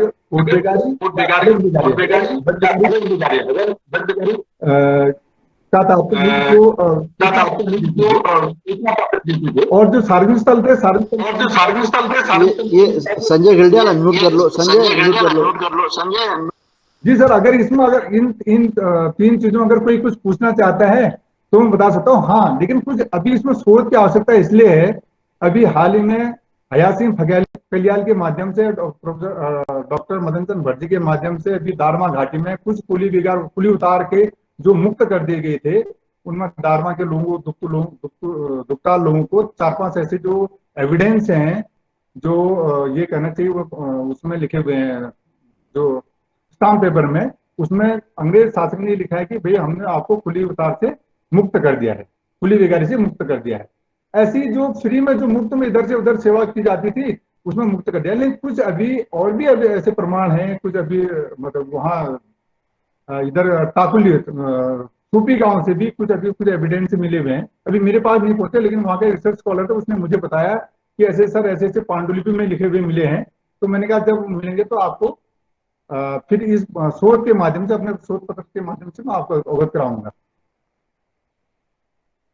सर मेरा इतना ही कहना है, अगर कुछ किसी और कुछ पूछना है तो पूछ सकते हैं। Thank you doctor Chauhan. किसी शोधार्थी ने कुछ पूछना है तो पूछ लीजिए, जो आर्कियोलॉजी वाले हमारे स्टूडेंट्स हैं। जी सर नमस्कार। नमस्कार सर मैं एक क्वेश्चन पूछना चाहता हूँ। जैसा हम देख रहे हैं कि ये जो कल व्यवस्था थी, मतलब जो टैक्सेस थे, बाद में तो ये बेगार के रूप में प्रमाणित हुआ, आगे जाके मतलब आगे जाके जो है कि बेगार के रूप में ली गई थी। लेकिन जब जैसा हम देखते हैं कि चंदों के समय पे भी जो है कि इस प्रकार के एक सामाजिक कुरीतियां थी, एक कर थी। गोरखाओं के समय पे बहुत आगे, मतलब गोरखाओं के समय पे भी ज्यादा सामाजिक उसमें जो है कि आम जनमानस में ये जो है कि आरोपित किया गया था। मतलब ज्यादा अंग्रेजों के शासनकाल से भी ज्यादा जो है कि माना जाता है गोरखाओं के समय पे टैक्सेस लिए जाते थे, जनमानस उसमें परेशान रहती थी। लेकिन ब्रिटिश काल में हम शुरुआती दौर में नहीं देखते, लेकिन बाद के दौर में जो है कि ब्रिटिश काल में 1913 के बाद जो है कि ज्यादा हावी हुई। रंजीत जी सवाल को छोटा रखिए, आपने उत्तर से बड़ा सवाल हो गया। लेकिन मैं पूछना चाहता हूँ जो अल्मोड़ा अखबार की स्थापना 1871 में हुई थी, उसमें जो है कि चंदों और गोरखाओं के टैक्स से संबंधित बातें क्यों नहीं लिखी गई? जी सर, थैंक यू। हाँ नहीं, मैं जो आप चंद्र की कह रहे हो, चाहे कतुर काल से लेकर के कतुरों का भी देखते हैं, मतलब अगर आपको पता है नहीं है, इधर कौसानी के पास चंद्र के समय राजा वीरेंद्रदेव के समय की ये कहानी है कि 4 किलोमीटर दूर पानी का नौला और ऊपर कोट तक जो है ना, भोपाल हाँ कोट जी। तक पानी की व्यवस्था थी। मतलब एक दूसरे के हाथ से एक दूसरे के कंधे में बैठा रखते रखते हुए पानी जो है ऊपर कोट तक पहुंचाया जाता था। ये इस प्रकार की व्यवस्था, ये बेगारी थी, एक तरफ से बिल्कुल बेगारी थी। तो इसमें कोई भी, चाहे वो ये कचरू की बात बता रहा हूँ, उसके बाद चंद्र राजा में भी यही हुआ है। जैसे चंद्र राजा का उदाहरण मैंने आपको दिया, घोड़े कुकरालो कर, बाजार बजाने वाले घोड़ों के लिए, कुत्तों के लिए जो खाना भी जो है जनता को मुफ्त में देना पड़ता था। ये बेगारी नहीं है तो क्या है। और दूसरा जो मैंने पानी की उदाहरण बताया है, क्योंकि कोड सभ्यता के अंतर्गत बहुत जगह ऐसा होता है कि जो कोड होते थे ऊंचे टीलों में होते थे, और पानी या तो सुरंग के माध्यम से या ओपन, अगर कहीं अगर मामला अगर शांत है तो ओपन मतलब रास्ते से जाते थे, नहीं तो सुरंग के माध्यम से पानी की व्यवस्थाएं एक दूसरे कंधे में लेके हुए जाते थे। ये भी उसका कारण है। हाँ, अब उसके बाद गोरखाओं ने तो अत्याचारी कर दिया, उसमें कोई ऐसी स्थितियां नहीं आई कि सामने है कि पीठ पीछे है, तो बिल्कुल सामने आया। उसके बाद अंग्रेजों ने और अत्याचार कर दिया। ये उसमें तो एक तरफ से छुपा छुपी तो थी, लेकिन ये तो इन्होंने तो बिल्कुल ऐसा अत्याचार किया जो कहेंगे वो करना पड़ता था। आपने शायद फूट मुकदम वाला उदाहरण सुना होगा। अलाउद्दीन खिलजी के समय में ये कहा गया था, एक टैक्स ऐसा था, अगर वो तहसीलदार है, वो अगर तहसीलदार कहेगी भाई मैं अगर फूकना चाहता हूँ, उसको मुंह खोलना पड़ेगा। ऐसी स्थितियां हमारे औपनिवेशिक काल में रही हैं। मैं चौहान जी के बारे में एक चीज बताना भूल गया था। चौहान जी, मैं माफी चाहता हूँ, मैं आपकी जब परिचय दिया तो एक चीज भूल गया था। इन्होंने राजा भारती चंद और भीष्म चंद के जो नवीन ताम्रपत्र हैं उनको इन्होंने छुपाया चौहान जी ने। मैं उस समय कहना भूल गया था, मुझे बाद में ध्यान आया। तो अभी उसका जिक्र आपने किया, ताम्रपत्र का याद है। तो आप चौहान जी ने जो है चंद राजा भीष्म चंद और भारती चंद का प्रकाशित किए हैं। एक प्रश्न चौहान जी से। हाँ बोलिए सर। डॉक्टर चौहान जी ने अभी कोट बेगार की बात कही है ना? जी सर। मैं थोड़ा सा ये जानना चाहूंगा, ये कोट बेगार कहीं हमको उल्लेख में आया है क्या कहीं पर? नहीं सर, कोट बेगार को मैंने नया जो आपने अच्छा, अभी ये तक जो आपका अभी तक जितना भी आए हैं, अभी तक सामने केवल यह है कुली बेगार, कुली बेगार, कुली उतार, कुली बर्दाश्त आया है। लेकिन कुली बेगार के अंदर ये नया एक मतलब उसको औबोसक है या उसके अंदर ये नया जो कोट बेगार है ये उसमें था। और जैसे उसमें हलक बेगार है तो हमने कहा जोलिया बेगार, कि जोलिया संचार केंद्र के माध्यम से, संचार के सूचना तंत्र का माध्यम था। तो मैंने हमारे यहाँ के शोध की जो आवश्यकता मैंने इसलिए कहा है सर कि क्योंकि जो औपनिवेशिक काल में जो लिखा गया है वो हमारा इतिहास नहीं है। जी जी जी, उसमें थोड़ा कमियां है, उस कमियों को उजागर करने हमें नए शोध की आवश्यकता है। नहीं, ये शब्द अच्छा लगा मेरे को, थीमेटिक आपका। क्योंकि जैसे उद्योग चंद के समय, बाजबुद्दन के समय, इनके समय हमें जो अभिलेख मिलते हैं या बहिया मिलती हैं, उसमें है कि जैसे बालेश्वर का मंदिर बनता है, थल बालेश्वर, तो उसमें किस गांव के लोग 1 दिन या 2 दिन पत्थर सारेंगे, चादरें तांबे की कौन से गांव के लोग लाएंगे, ये सुनिश्चित किया है। पूजा विधान में जितनी चीजें खर्च होती हैं अलग अलग लोगों को बांटा गया है कि इस गांव से ये आएगा, इस गांव से ये सामान आएगा, इस गांव से अमुक सामान आएगा। और ये बात सही है कि बेगार जैसा भी एक प्रश्न किया था प्रतिभागी ने, कि बेगार तो हमेशा रही है, अब वो कहाँ पर चरम पर रही, कहाँ पर कम रही, उसका डिपेंड करता है। बिना बेगार के सारा राजतंत्र चलता नहीं था। और ये चंद्र के बही में तो साफ लिखा है, मतलब उसके बाज बहादुर चंद को हम पढ़ते हैं तो हमको स्पष्ट प्रतीत होता है कि उसमें भी बेगार लेने में जो कर्मचारी अधिकारी थे, जनता का शोषण शायद ज्यादा कर रहे थे, इसलिए बाज बहादुर चंद ने नए नियम निकाले अपने कर्मचारियों के लिए, सेठार के लिए, अन्य छोटे कर्मचारियों के लिए। बार बार उन्हें नियम निकाले हैं। और वो कहती है जैसे वो गांव में जाएगा, उनका सिरदार जाएगा तो सिरदार के लिए एक झोपड़ा, छत भी बनाई जाएगी। उसके जो कर्मचारी हैं उनके लिए खाना निश्चित किया गया है। और साफ ये लिखा कि जितना वहाँ गांव वाले दे रहे हैं आपको, जो जितना पड़ता है उतना ही लीजिएगा, और जितना वहां पर गांव में जितने दिन रहोगे उतने दिन खाओगे, लेकिन बादी बेर नहीं ले जाना, ये भी आदेश किया गया है। और अगर कर्मचारी पकड़ा जाता है तो उसको दंडित करने का प्रावधान किया गया। ये क्यों किया गया होगा? तभी किया गया होगा कि कर्मचारी लोग कहीं न कहीं जनता का शायद शोषण अधिक कर रहे होंगे। कर्नल रवि पांडे जी कुछ कहना चाह रहे हैं। हाँ, कुछ सवाल पूछना चाह रहे हैं, तो you can go ahead. Colonel Pandey, you can go ahead. स्वागत सर। अनम्यूट कीजिए सर, अनम्यूट। कर्नल साहब अनम्यूट कीजिए अपने को। क्या आज के दिन मनरेगा में बिना बेगार के काम होता है? ये मेरा सवाल है। ये राजतंत्र को चलाने के लिए बेगार शायद बहुत आवश्यक है। जो लोग राजतंत्र के आसपास काम करते हैं, चाहे वो डिस्ट्रिक्ट मैजिस्ट्रेट का काम हो, चाहे सुपरिंटेंडेंट ऑफ पुलिस का काम हो, उसमें कुछ ना कुछ अंश बेगार का जरूर होता है। ये सही बात है। हम तो थीम है, बिना बेगार के तो सिस्टम चलेगा नहीं। हम भी कई बार करते हैं ना, जब अधिक काम हो जाता है, क्या करे यार बेगार कर जब उसका पारितोषिक नहीं मिलता है। ये तो तंत्र से जुड़ा हुआ सवाल है। असल में जब ये IVRA मुक्तेश्वर बना था, मैं कहीं रिकॉर्ड में पढ़ रहा था IVRA मुक्तेश्वर के, तो उसकी बिल्डिंग भी पूरी बेगार से बनी है। आप देखिए, पुष्पेश पंजी तो मुक्तेश्वर में पैदा है, पले बड़े हैं, उसकी बिल्डिंग में रेफरेंसेस हैं कि बेगार लेगी। और जगह रेफरेंस नहीं मिलता बिल्डिंग का, मजदूरी मिलती होगी, लेकिन मुक्तेश्वर में आसपास से गाँव से बेगार दिया गया। एनीवे, अब टाइम थोड़ा कम हो रहा है, लेट मी बिगिन। अब हमारा स्पीकर है ने सही बात की ना, जितने बड़े बड़े कोर्ट बने हैं ना, हमारे किले बने हैं पहाड़ में, चाहे चंदों के, गोरखों के हो या कचरी के हो, उसमें वास्तव जनता का जो श्रम है उसका तो उपयोग किया गया। वो मिनिमम वही खाना रहना उतना ही मिलता था उनको। हो सकता है कुछ हल्का फुल्का मिलता हो, लेकिन बहुत ज्यादा श्रम के हिसाब से उनको उतना नहीं मिलता। और ये तभी संभव भी होगा जब लोगों ने श्रम किया है। इतने बड़े बड़े कोर्ट किले बने हैं, उसमें आर्थिक स्थिति ये नहीं उनको बहुत दिया जाए।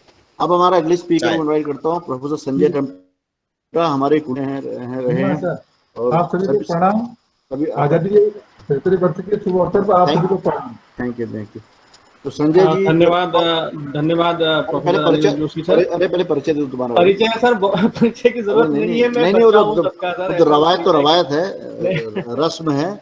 तो आप जो है हमारे यंगेस्ट प्रोफेसर हैं पूरी यूनिवर्सिटी के, जो यूनिवर्सिटी थी। Yes sir. और बड़े ऊर्जावान हैं, बड़े सुदर्शन भी हैं। Hello sir. और ये अब नेता चले गए ना, होता है वापस आ जाए आजादी के अगली सुबह शाम को वापस लौटा दिखे। तो बेसिकली प्राचीन इतिहास के ज्ञाता हैं, लेकिन इनका जो है जो सरोकार है, इन्होंने कहा कि मैं जो है दलित चेतना पहाड़ में जो आई है, और जो उसका कुली बेगार में अगर संपर्क है, उस पर थोड़ा सा ये ध्यान केंद्रित करेंगे। तो संजय, आपके पास 10 से 15 मिनट के बीच में है, प्लीज गो अहेड। बहुत बहुत धन्यवाद सर। और मैं अपनी बात शुरू करते हुए इस सत्र की अध्यक्षा डॉक्टर वसुधा पंत से आज्ञा लेते हुए शुरू करता हूँ। और सर्वप्रथम मैं अपने सभी गुरुजन, मेरे तो सभी गुरु रहे हैं, professor Daya Pant, professor BDS Negi, Anil Joshi sir, MP Joshi sir, सब लोगों ने मुझे पढ़ाया है।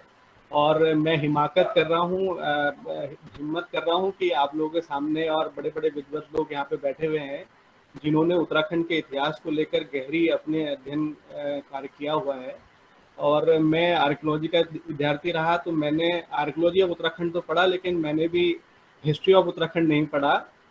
सिर्फ कंपटीशन की तैयारी के लिए कुली उतार, कुली बेगार और कुली बर्दाश्त को जो है हम टर्म को समझ लेते थे कि क्या टर्म है, और कुछ जो है पत्रकारिता कैसे कब शुरू हुई, क्या हुई। तो बेसिक जानकारी मैंने अपने जहन में हमेशा से रखी थी। और बहुत विस्तृत और बहुत बढ़िया तरीके से सेमिनार को प्रोफेसर अनिल जोशी सर बधाई के पात्र हैं, और पूरी टीम जो है काम कर रही थी। तो बहुत ही अच्छा विषय और बहुत ही बढ़िया तरीके से इसको स्टेप बाय स्टेप अपने जो है आगे ले गए। और बहुत आने वाले शोधार्थियों के लिए, हमारे लिए भी, मैं भी तो बच्चा ही हूँ आप लोगों के नज़रों के, आप लोगों के सामने, और बहुत अच्छा एक मार्गदर्शन हुआ है। और किस तरीके से आगे को काम करना चाहिए, प्रोफेसर MP जोशी जी ने भी एक मार्गदर्शन हमारा किया है। तो मेरे सामने बहुत बड़ा मैंने इस पे शोध कार्य नहीं किया है। सिर्फ जब ये टॉपिक सामने आया तो मेरी जिज्ञासा आई, और मैंने फिर थोड़ा बहुत पढ़ने की कोशिश की। तो मेरे जहन में कुछ प्रश्न आए, जो शब्द यहाँ पे आए भी हैं, पहले प्रश्न। और मैं फिर अपने शब्द को, जैसे मैं जब टॉपिक देख रहा था, तो मुझे कूली बेगार और दलित चेतना एक टॉपिक इसमें दिखाई दिया, सब टॉपिक। तो मुझे समझ में आया कि ये दलित चेतना और कूली बेगार दोनों को मैंने अलग अलग समझने की कोशिश की। तो कूली बेगार के संबंध में तो बहुत विस्तृत जानकारियां आप लोगों तक पहुंच चुकी हैं, और विद्वतजनों ने यहाँ पर मुझसे पूर्व में पिछले कल भी और आज भी बहुत बढ़िया तरीके से और बड़ा विस्तार से मेरे भी ज्ञान चक्षु खुले हैं। और इस जो गंगा आपने ज्ञान की बहाई है उत्तराखंड के इतिहास को लेकर, मुझे लगता है कि थोड़ा बहुत हाथ और पानी छिड़कने का मौका मुझे भी मिला है। तो मुझे ये जो कूली बेगार और चेतना के संबंध में जो मैंने अपने बातों को समझा, तो मैं तो यही समझ पाया हूँ जो आप लोगों की बातों से, विद्वानों से, कि अभी भी शोध करने की जरूरत है, जैसा कि अभी चंद्र सिंह चौहान जी ने भी कहा। और जहाँ तक कूली बेगार का सवाल है, तो स्वरूप को लेकर भी कई लोगों में अभी अपने अपने मत हैं। कुछ लोग राष्ट्रीय आंदोलन से इसको जोड़ रहे हैं, कुछ लोग स्थानीय आंदोलन से जोड़ रहे हैं, कुछ आर्थिक समस्या को लेकर बात कर रहे हैं। मेरा एक प्रश्न जो दिमाग में आया कि सबने अपने अपने तरीके से इतिहास में कूली बेगार प्रथा को लिखा और कुछ उदाहरण बहियों के आधार पर या रजिस्टर के आधार पर दिए। तो मेरे सामने, क्योंकि मैंने अभी बहुत गहन अध्ययन नहीं किया है, तो मेरे प्रश्न ये आया कि जिस समय ये कूली बेगार प्रथा एक कुप्रथा के रूप में, जैसा कि एक्सप्लेन किया जा रहा है, तो समाज में जाति प्रथा भी एक कुप्रथा थी, और जाति प्रथा कुप्रथा थी, तो फिर स्वाभाविक रूप से कूली बेगार प्रथा में भी कहीं ना कहीं उसी आधार पर जो है काम कराया जाता होगा। और कूली बेगार कूली आधार, क्योंकि अब जैसा हम सुन रहे हैं कि खाना भी दिया जाता था या राशन पानी की उंगलियां कराई जाती थी, तो एक जगह पर मैं कहीं पढ़ रहा था कि कमोड उठाना और गंदे जूते गंदे कपड़े जो है धोने का काम भी किया जाता था। तो मुझे ऐसा लगता है कहीं ये रिकॉर्ड में है कि ये काम किसको दिया जाता था, ये मुझे मैंने अभी रिकॉर्ड में नहीं देखा है। लेकिन मैं चाहूंगा कि हमारे जो यहाँ पर कूली बेगार पे सीनियर लोग जो यहाँ पर काम कर चुके हैं, कि क्या इसमें भी क्लासिफिकेशन था कि जो इस तरीके के काम थे वो सिर्फ जो है तथाकथित उस समय के निम्न वर्ण को दिया जाता था, या फिर जो है उसके लिए कहीं अलग जो है व्यवस्था की थी। क्योंकि स्थानीय जो अनुसूचित जाति के लोग, जो वर्तमान में अनुसूचित जाति कहलाती है, शिल्पकार जाति के लोग, वो यहाँ पर जो निवास करने वाले लोग थे वो आर्टिजन्स थे और वो शिल्पकार थे, किसी न किसी शिल्प कार्य से जुड़े हुए थे। तो ये कार्य कौन करता था, जो कमोड उठाने का, या क्या ये उच्च वर्ण के लोग भी इस कार्य को करते थे या नहीं करते थे? तो ये एक बहुत बड़ा प्रश्न मेरे जहन में था कि कैसे इसको मैनेज होता होगा, और क्या अंग्रेजों की नज़र में सब बराबर थे? लेकिन जैसा मैं समझता हूँ कि अंग्रेजों के आने समय में तो जाति व्यवस्था नहीं थी। ऐसा बहुत बड़ा इतिहास हमारे सामने है कि अंग्रेजों के आने से पहले भी जाति व्यवस्था विद्यमान थी, और ऐसे बहुत से दृष्टांत हमारे सामने हैं कि उस समय जातिगत भेदभाव में अनटचेबिलिटी, अस्पृश्यता विद्यमान थी। तो ये प्रश्न एक मैं आपके सामने पूरे सभा के सामने में रखने की कोशिश कर रहा हूँ, और हिम्मत कर रहा हूँ कि जो है आप लोगों के विद्वतजनों के सामने कुछ बोलूं। अब दूसरा जो मेरा विषय है, वो मैं जो चेतना की बात कर रहा था, स्पेशली मैं शिल्पकार चेतना या दलित चेतना को मैं देखने की कोशिश कर रहा था कि क्या कूली बेगार आंदोलन एक स्वतंत्रता आंदोलन है, या फिर ये स्थानीय आंदोलन है, या फिर ये आंदोलन जो है अन्य आंदोलनों के लिए जो है प्रेरणा का विषय रहा। तो मैंने चेतना को समझने की कोशिश करी, और चेतना, अगर हम कुमाऊं में चेतना की बात करते हैं या उत्तराखंड में चेतना की बात करते हैं, तो भारत में या उत्तराखंड में मैंने ट्रेल का एक उदाहरण पढ़ा था, ट्रेल का एक किताब में रेफरेंस मिला था। 1828 में 1828 तक जो है यहाँ पर अध्यापन का कार्य सिर्फ ब्राह्मण जाति को अध्यापन और अध्यापन का अधिकार प्राप्त था। तो जब किसी व्यक्ति के पास, एक समुदाय के पास सिर्फ और सिर्फ मजदूरी या सिर्फ जो है सेवा का ही काम करने का अधिकार था, तो संभव है कि उसकी जो है चेतना उसके पास नहीं होगी, या उसको जो है उस मौका ही नहीं मिला कि वो अपने बारे में या अपने समाज के बारे में सोचे या विचार करे। तो कहीं ना कहीं ये चेतना जो है ज्ञान के या शिक्षा के मंदिर से जो है प्राप्त हुई होगी, और शिक्षा जो है वो स्कूलों से प्राप्त हुई। और हम ये देखते हैं कि अगर हम उत्तराखंड का इतिहास देखते हैं, तो प्रारंभिक दौर पर जब शिक्षा का प्रचार प्रसार जो है औपनिवेशिक शिक्षा प्रणाली के अंतर्गत, या स्कूल जब उन्होंने मिशनरीज के माध्यम से जब प्रारंभ हुआ है, और मिशनरीज के संबंध में अगर हम देखते हैं, तो मिशनरीज मुझे ऐसा लगता है कि मैंने पढ़ा भी है थोड़ा बहुत, जो तो देखते हैं मिशनरीज का प्रारंभ होता है कि नैनीताल अल्मोड़ा में सबसे पहले कई बार अनिल जोशी सर से बात होते हुए पता चलता है मिशनरीज पे सर ने भी काम कराया, पहले भी काम हुआ है। 1844 में स्कूल खुलता है और फिर इसके बाद 1871 में फिर वो रैमजे हो जाता है। और फिर इसके अलावा नगरीय क्षेत्र के अलावा दूर दूर क्षेत्रों में भी जो है स्कूलों का निर्माण होता है। और इसी समय जब अंग्रेज यहाँ पर कुमाऊं में भी आए और अंग्रेजों ने जो है यहाँ पर जब मिशनरीज भी आई और अंग्रेज भी आए, तो अंग्रेजों का और मिशनरीज का सबसे बड़ा उद्देश्य तो ईसाई धर्म का प्रचार प्रसार था, ये तो सब जानते हैं और ऐसा हुआ भी। स्पष्ट रूप से मैंने ये देखा कि जो ईसाई धर्म का जो ये मिशनरीज थी, इनका मकसद था कमजोर वर्ग, क्योंकि भाई उनको भी यहाँ पर शासन करना था। उन्होंने भी अपना हथियार के रूप में कही है या अपने को जो है व्यवस्थित करने के लिए सबसे पहले कमजोर वर्गों को ही अपना मत बनाया होगा कि उन्होंने कहा कि भाई हम तुम्हें पढ़ने का अधिकार देते हैं, तुम्हें ईसाई धर्म अपनाना पड़ेगा। ऐसी विषम परिस्थितियों में जब मानव जीवन जीने का अधिकार मनुष्य के पास नहीं है और अचानक उनको जो है एक ऐसी व्यवस्था आती है, कहती है कि आपको हम स्कूल में भर्ती कराते हैं, आपको हम शिक्षा देते हैं और आप जो है हम ईसाई धर्म बना रहे, तो उनके लिए तो धर्म कुछ है ही नहीं। उनके लिए धर्म ये है कि अगर उनको कोई भी एक मानव जीवन जीने का अधिकार दे दे।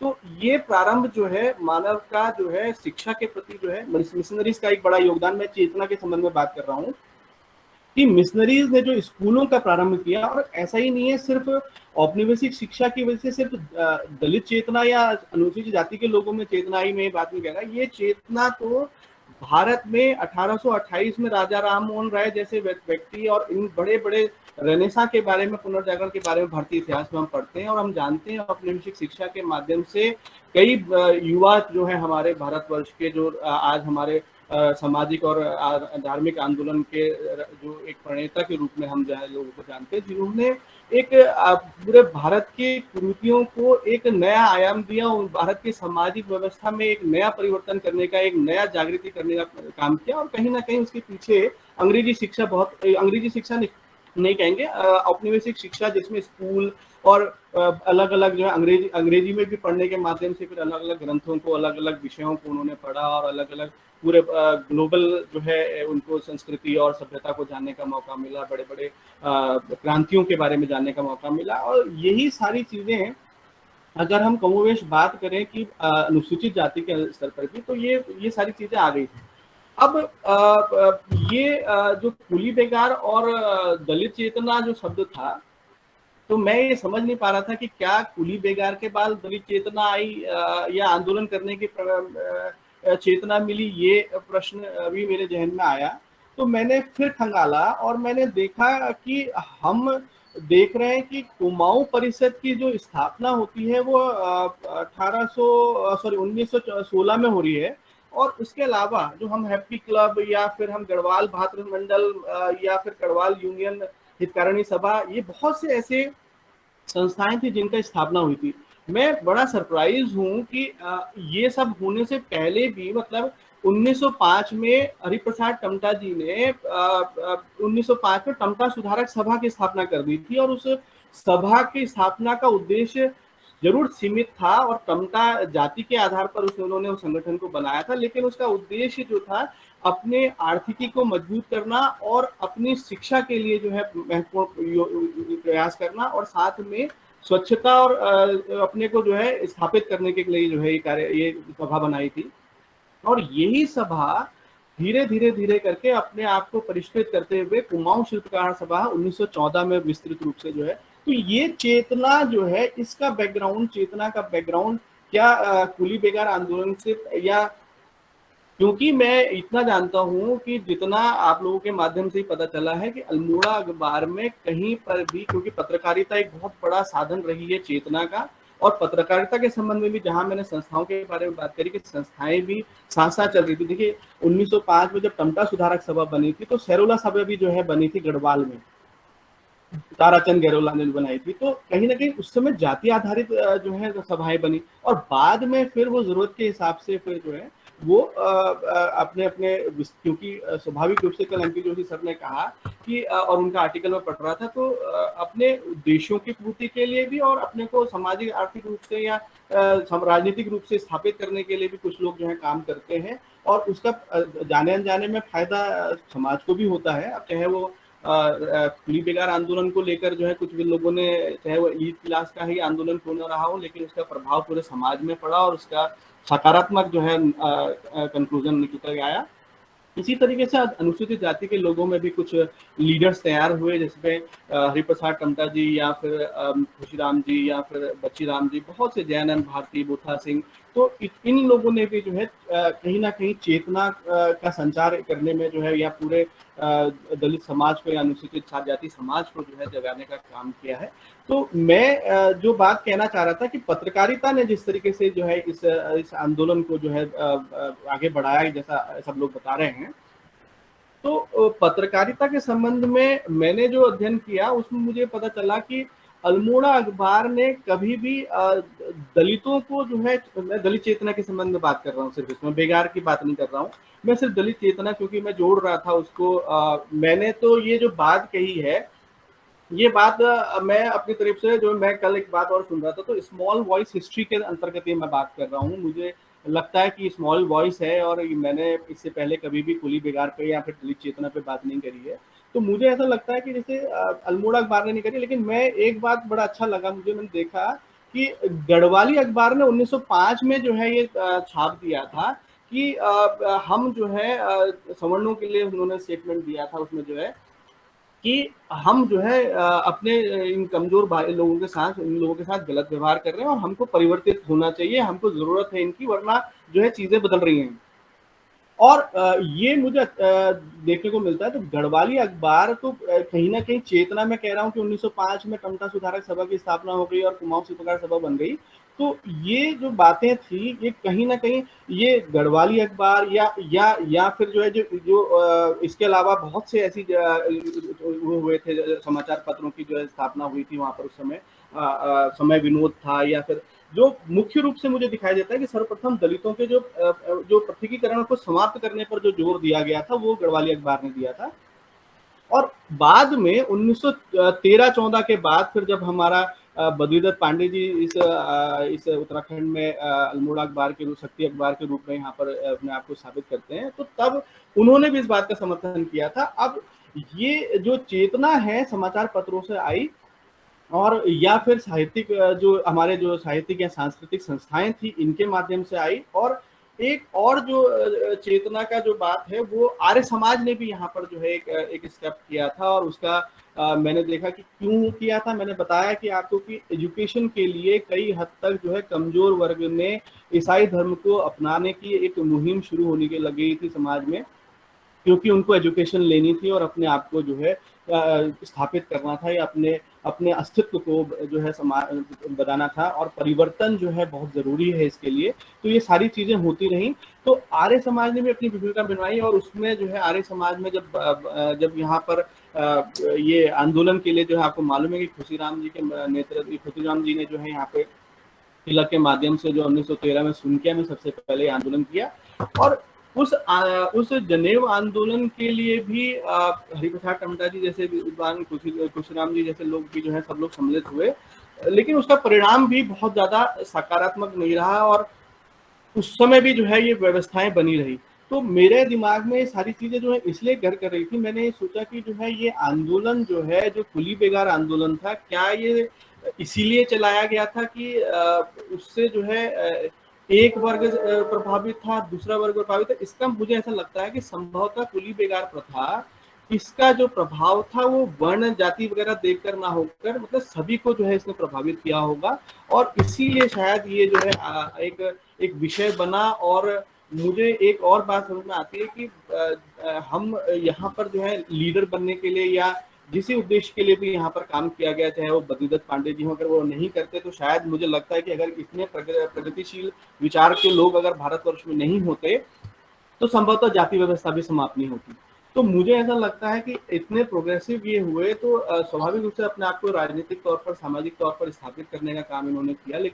लेकिन जो अभी हम देख रहे थे, अभी एच.आर. भाकुनी जी ने भी बात की कि भाई क्या पृष्ठभूमि थी कुमाऊं परिषद की, और कैसे फिर वो आंदोलन खुली बेगार के रूप में आया। तो उन्होंने कहा कि गांधी जी से आशीर्वाद लेने के लिए नागपुर गए और गांधी जी ने फिर प्रेरणा दी कि शुरू करा जाए।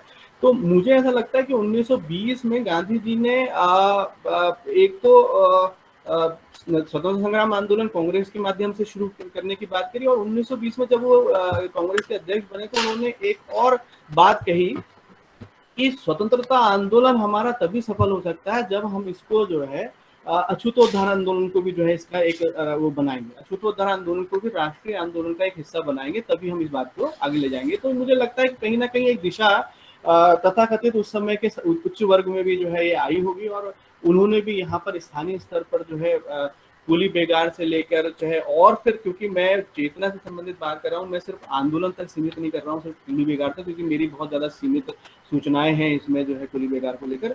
और इसी का परिणाम रहा है कि जब आगे से जो है सवर्ण वर्ग भी जो कि जाति व्यवस्था के संबंध में बहुत संकुचित दृष्टिकोण रखता था, लेकिन इन चेतनाओं के माध्यम से, चाहे वो अलग अलग माध्यम हो, चाहे वो आर्य समाज का माध्यम हो, चाहे वो एजुकेशन का माध्यम हो, चाहे समाचार पत्रों का माध्यम हो, संस्थाओं का माध्यम हो, इन सभी माध्यम से यहाँ राष्ट्रीय स्तर पर जो कार्यक्रम चल रहे थे उस पर भी डिबेट है कि राष्ट्रीय स्तर माना जाए या ना माना जाए, या स्थानीय स्तर के आंदोलन माने जाए। तो इस कहीं ना कहीं पृष्ठभूमियों के आधार पर फिर धीरे धीरे एक दलित चेतना का संचार जो है पूरे समाज में हुआ, और कहीं ना कहीं फिर इसका परिणाम ये हुआ कि जब 1914 में कुमाऊं शिल्पकार सभा बनी, और कुमाऊं शिल्पकार सभा के माध्यम से हर कुमाऊं शिल्पकार सभा बनने से भी पहले जो है 1913 में अर्पणा अपना अनम्यूट कर देंगे अपने अर्पणा। तो इसमें जो है 1913 में कृष्णा टमटा जो है बोर्ड के म्युनिसिपल बोर्ड के जो है एक मेंबर के रूप में भी स्थापित हो जाते हैं। तो ये चेतना का संचार कैसे हुआ, क्या हुआ, ये भी बहुत इंपॉर्टेंट चीज है, क्योंकि हम देख रहे हैं कि क्रांति के रूप में, स्वतंत्रता आंदोलन के रूप में जो भी आप आधार बात माने, कुली बेगार प्रथा जो विषय था, या फिर बहुत सक्रिय रूप से जो यहाँ के सवर्ण जो है राजनीति में या स्वतंत्रता आंदोलन में जुड़े हैं, वो अग्रनूर अखबार और या शक्ति के माध्यम से या गढ़वाली के माध्यम से, इसी माध्यमों से हमको सोर्सेस से पता चल पा रहा है। तो ये जागृति कहाँ से आई, ये इतना बड़ा चेंज कहाँ से आया कि भाई तो कहीं ना कहीं राष्ट्रीय स्तर पे जो है ये कनेक्शन रहा होगा, राष्ट्रीय स्तर पर भी रहा होगा। तो मेरे को तो ये मालूम है कि हमारे जो यहाँ पे हरिप्रसाद टमटा जी का जो अखबार समता छपता है, उसके माध्यम से कई जानकारियां जो मुझे प्राप्त हुई, उससे पता चलता है कि उस समय जो राष्ट्रीय स्तर पर ज्योतिबा फुले और बाबा साहब भीमराव अंबेडकर का जो आंदोलन चल रहे थे, उससे यहाँ पर जो है हरिप्रसाद टमटा जी और यहाँ के जो और उनके साथ में चलने वाले लोग थे, उन लोगों को ये सूचनाएं जो है कहीं ना कहीं पत्रकारिता के माध्यम से, क्योंकि पत्राचार इस तरीके के माध्यम जो है पहले से राष्ट्रीय स्तर पर शुरू हो गए थे, तो वो सारे प्रभाव भी जो है देखने को मिलते हैं। और मुझे लगता है जहाँ एक तरफ सामान्य जाति या जिसको हम तथाकथित सवर्ण वर्ग कहते हैं, वो महात्मा गांधी के से प्रेरित जिस तरीके से अखबारों के माध्यम से पता चल रहा है, वहीं हरिप्रसाद टमटा जी का जो प्रेरणा का स्रोत रहा है, वो कहीं ना कहीं वो राष्ट्रीय आंदोलन थे जो कि ज्योतिबा फुले या फिर बाबा साहब भीमराव अंबेडकर द्वारा जो है चलाए जा रहे थे। और उसी के परिणाम स्वरूप आपने देखा होगा कि जिस तरीके से तालाब में जल ग्रहण करने का कार्यक्रम हुआ, सहभोज का कार्यक्रम हुआ, ये सब जो है आंदोलन जो है उत्तराखंड के बाहर राष्ट्रीय स्तर पर जो है कहीं ना कहीं जो है बाबा साहब अम्बेडकर ने भी चलाए। तो ये इसके अलावा जो है नाम को लेकर जो है बड़ा संघर्ष जो है कुमाऊं शिल्पकार सभा के सम्मेलन में, तो जहां एक 1921 में जो है एक बड़ा आंदोलन कुली बेगार के रूप में हुआ, वहीं 1925 में एक विराट सम्मेलन का उल्लेख जो है समता के अखबार में किया जाता है, जिसमें अनुसूचित जाति के लोग जो है इकट्ठा होकर टोलीडाना नामक स्थान पर अपने 25 प्रस्तावों के साथ जो है स्थापित होते हैं। और उन्होंने उस समय जो है अपने आप को शिक्षित रूप से, अपने आप को जो है बहुत से अधिकारों के लिए अपने सजग रूप दिखाई देता है उनका। तो ये चेतना का संचार जो है साथ साथ पैरेलल चल रहा था। तो इसमें कई ऐसे प्रश्न हैं जो विषय जो है विद्वज्जनों के माध्यम से बाद में कंक्लूड होंगे। तो मेरा तो सिर्फ इतना ही था कि मैं प्रश्न पे प्रश्न करता जा रहा हूँ, मैंने कोई कंक्लूजन नहीं देना है यहाँ पे। मैं सिर्फ इतना ही जानना चाह रहा हूँ कि आप लोगों के माध्यम से, इस सेमिनार के माध्यम से, कि कुली बेगार में दलितों की क्या भूमिका रही है और कुली बेगार के माध्यम से जो है दलितों में चेतना आई या इस चेतना का संचार किसी और माध्यम से भी हो रहा था। मैंने अपना पक्ष रखा और अगर विद्वत लोग चाहेंगे तो जो है हम आगे को भी इसमें डिस्कशन कर सकते हैं और विचार विस्तृत कर सकते हैं। दलित चेतना का क्रम जो है यहीं पे नहीं रुका और आप जानते ही हैं कि 1934 में फिर समता अखबार निकलता है और पूरी एक लंबे समय तक जो है वो भारत में, उत्तराखंड में और भारत में जो है अपने आप को दलित या वंचितों के स्वर के रूप में जो है वो दिखाई देता है। तो वो चेतना जो है एक बहुत बृहद रूप में जो है हमें दिखाई देती है। तो ये एक बड़ा जो है विषय हो सकता है, हम इस पर भी बात कर सकते हैं। तो मैं जो हिम्मत या जो हिमाकत मैंने आप लोगों के बीच में बोलने की है और बहुत सूक्ष्म मेरा ज्ञान है और मैंने उत्तराखंड के इतिहास में सिर्फ कॉम्पिटिटिव अध्ययन किया था और मैंने बहुत ज़्यादा शोध के रूप में अब धीरे धीरे पढ़ना शुरू किया है। जल्दी आप लोगों के आशीर्वाद से मैं कुछ जो पाना था पा लिया, लेकिन अब लगता है कि रिसर्च कराऊं और कई बच्चों को मैं इस तरीके की दिशा में काम करा भी रहा हूँ शोध में। तो मुझे ऐसा लगता है कि आप लोगों का मार्गदर्शन और इतिहास, स्मॉल वॉइस ऑफ हिस्ट्री को अगर हम करना चाहें या सामुदायिक इतिहास के बारे में बात करना चाहें, और इसको करने के लिए हम जैसे आप जैसे इतिहासकार जो है ऐतिहासिक जो है यथार्थ को सामने ला सकते हैं। और मुझे ऐसा लगता है कि ये जो अनछुआ पहलू है, हम उत्तराखंड के इतिहास में अनुसूचित जाति के इतिहास को अभी तक वो जो है विस्तृत रूप से अनछुआ रहा है। मुझे लगता है कहीं पर कोई कमी हमारे इतिहासकारों के अध्ययन में रह गई है और वो जो है एक समाज का प्रभावशाली, क्योंकि अगर आप इतिहास उठा के देखते हैं उत्तराखंड का तो वो जो है एक मूल जाति उत्तराखंड की दिखाई देती है, जैसा कि हमारे निर्वंश शास्त्री कहते हैं। उसको जो है सबसे प्रारंभिक जाति के रूप में उत्तराखंड में देखते हैं और बाद में बाहर से फिर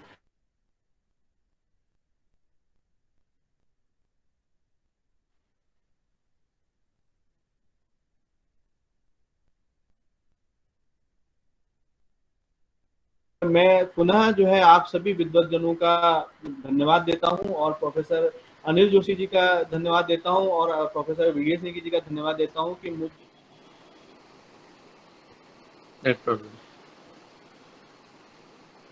मेरे कुछ वक्तव्यों में अगर किसी को कोई गलत बात लगी हो या कुछ त्रुटियां लगी हो तो मुझे जरूर आप संशोधित करेंगे और मेरा मार्गदर्शन करेंगे। और इसी बात के साथ मैं जो है इस सत्र की अध्यक्षा वसुधा पंत जी से आज्ञा लेता हूं कि मैं अपनी वाणी को काम करूं और सभी से मैं जो है धन्यवाद करूंगा कि आप लोगों ने मुझे मौका दिया। बहुत बहुत धन्यवाद आप लोगों का। मैं संक्षिप्त में अपनी बात कर पाया। धन्यवाद सर। धन्यवाद। अनिल जोशी सर शायद कहीं है। हाँ धन्यवाद। सर इस बीच प्रोफेसर अनिल जोशी जी तकनीकी कारणों से हमसे जुड़ नहीं पा रहे हैं, तो इनका जो भी प्रश्न है वो प्रोफेसर संजय टमटा जी से पूछ लें। किसी को कोई प्रश्न है? मुझे कुछ कहना था। जी जी मैडम जी जी जी नमस्कार नमस्कार नमस्कार। मैं बोल सकती हूँ सुधीर जी? कौन है इस समय यहाँ पे? हाँ, ये अध्यक्षा तो वसुधा पंत जी। वसुधा पंत मैडम है जी। हाँ ठीक है। बोलिए मैम। तो परमिशन वसुधा पांडे को अगर आप प्रदान करें तो अच्छा रहे।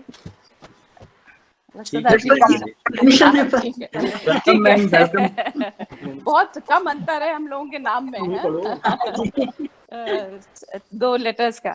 नहीं तो मैं संजय जी आपने जो बोला उसमें बहुत सारी चीजें हैं जो कि जिनका मैं तो चाहती हूँ कि कुछ हम लोग उस पर चर्चा करें, लेकिन बहुत अच्छा लगा कि आपने ये वाला इंटरवेंशन किया, क्योंकि यह प्रश्न जो है ये अभी भी इसके बारे में बहुत कुछ जानकारी नहीं है हम लोगों को, क्योंकि बहुत सारे कागजात इसके बारे में सामने नहीं आए हैं। लेकिन मैं अपने कुछ जैसे आपने भी इधर उधर से कहानी बना के उसको जोड़ा है उससे, मैं भी अपना इसके बारे में, क्योंकि मैंने इस विषय पर बहुत कोशिश करी काम करने की। मैंने समता को पढ़ा है, समता के पूरे रिकॉर्ड्स मुझे राम प्रसाद समता जी ने अवेलेबल कराए थे, मैं उनके घर पे रही, उन्होंने मुझे झोली भात रोज खिलाया और मैंने पढ़ाई करी। तो मुझे बहुत फायदा रहा इसकी वजह से, क्योंकि मुझे समझ में आया कि समता का क्या, और वो समता जी की जो वो थी, जब उनको वो पुरस्कृत किया गया था, उनको सम्मानित किया गया था, वो वाली भी मेरे पास पुस्तिका है, और मेरे पास रिकॉर्ड्स भी, उन्होंने मुझे रिकॉर्ड्स भी अवेलेबल कराए थे शिल्पकार सभा।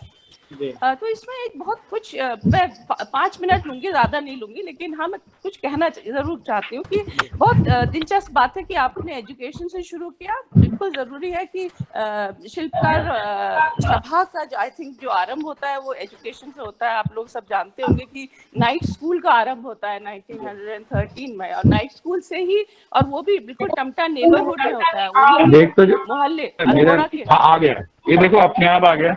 शरद अनम्यूट करो। सॉरी अनिल, नहीं देखो हाँ इट्स ओके, इट्स ओके।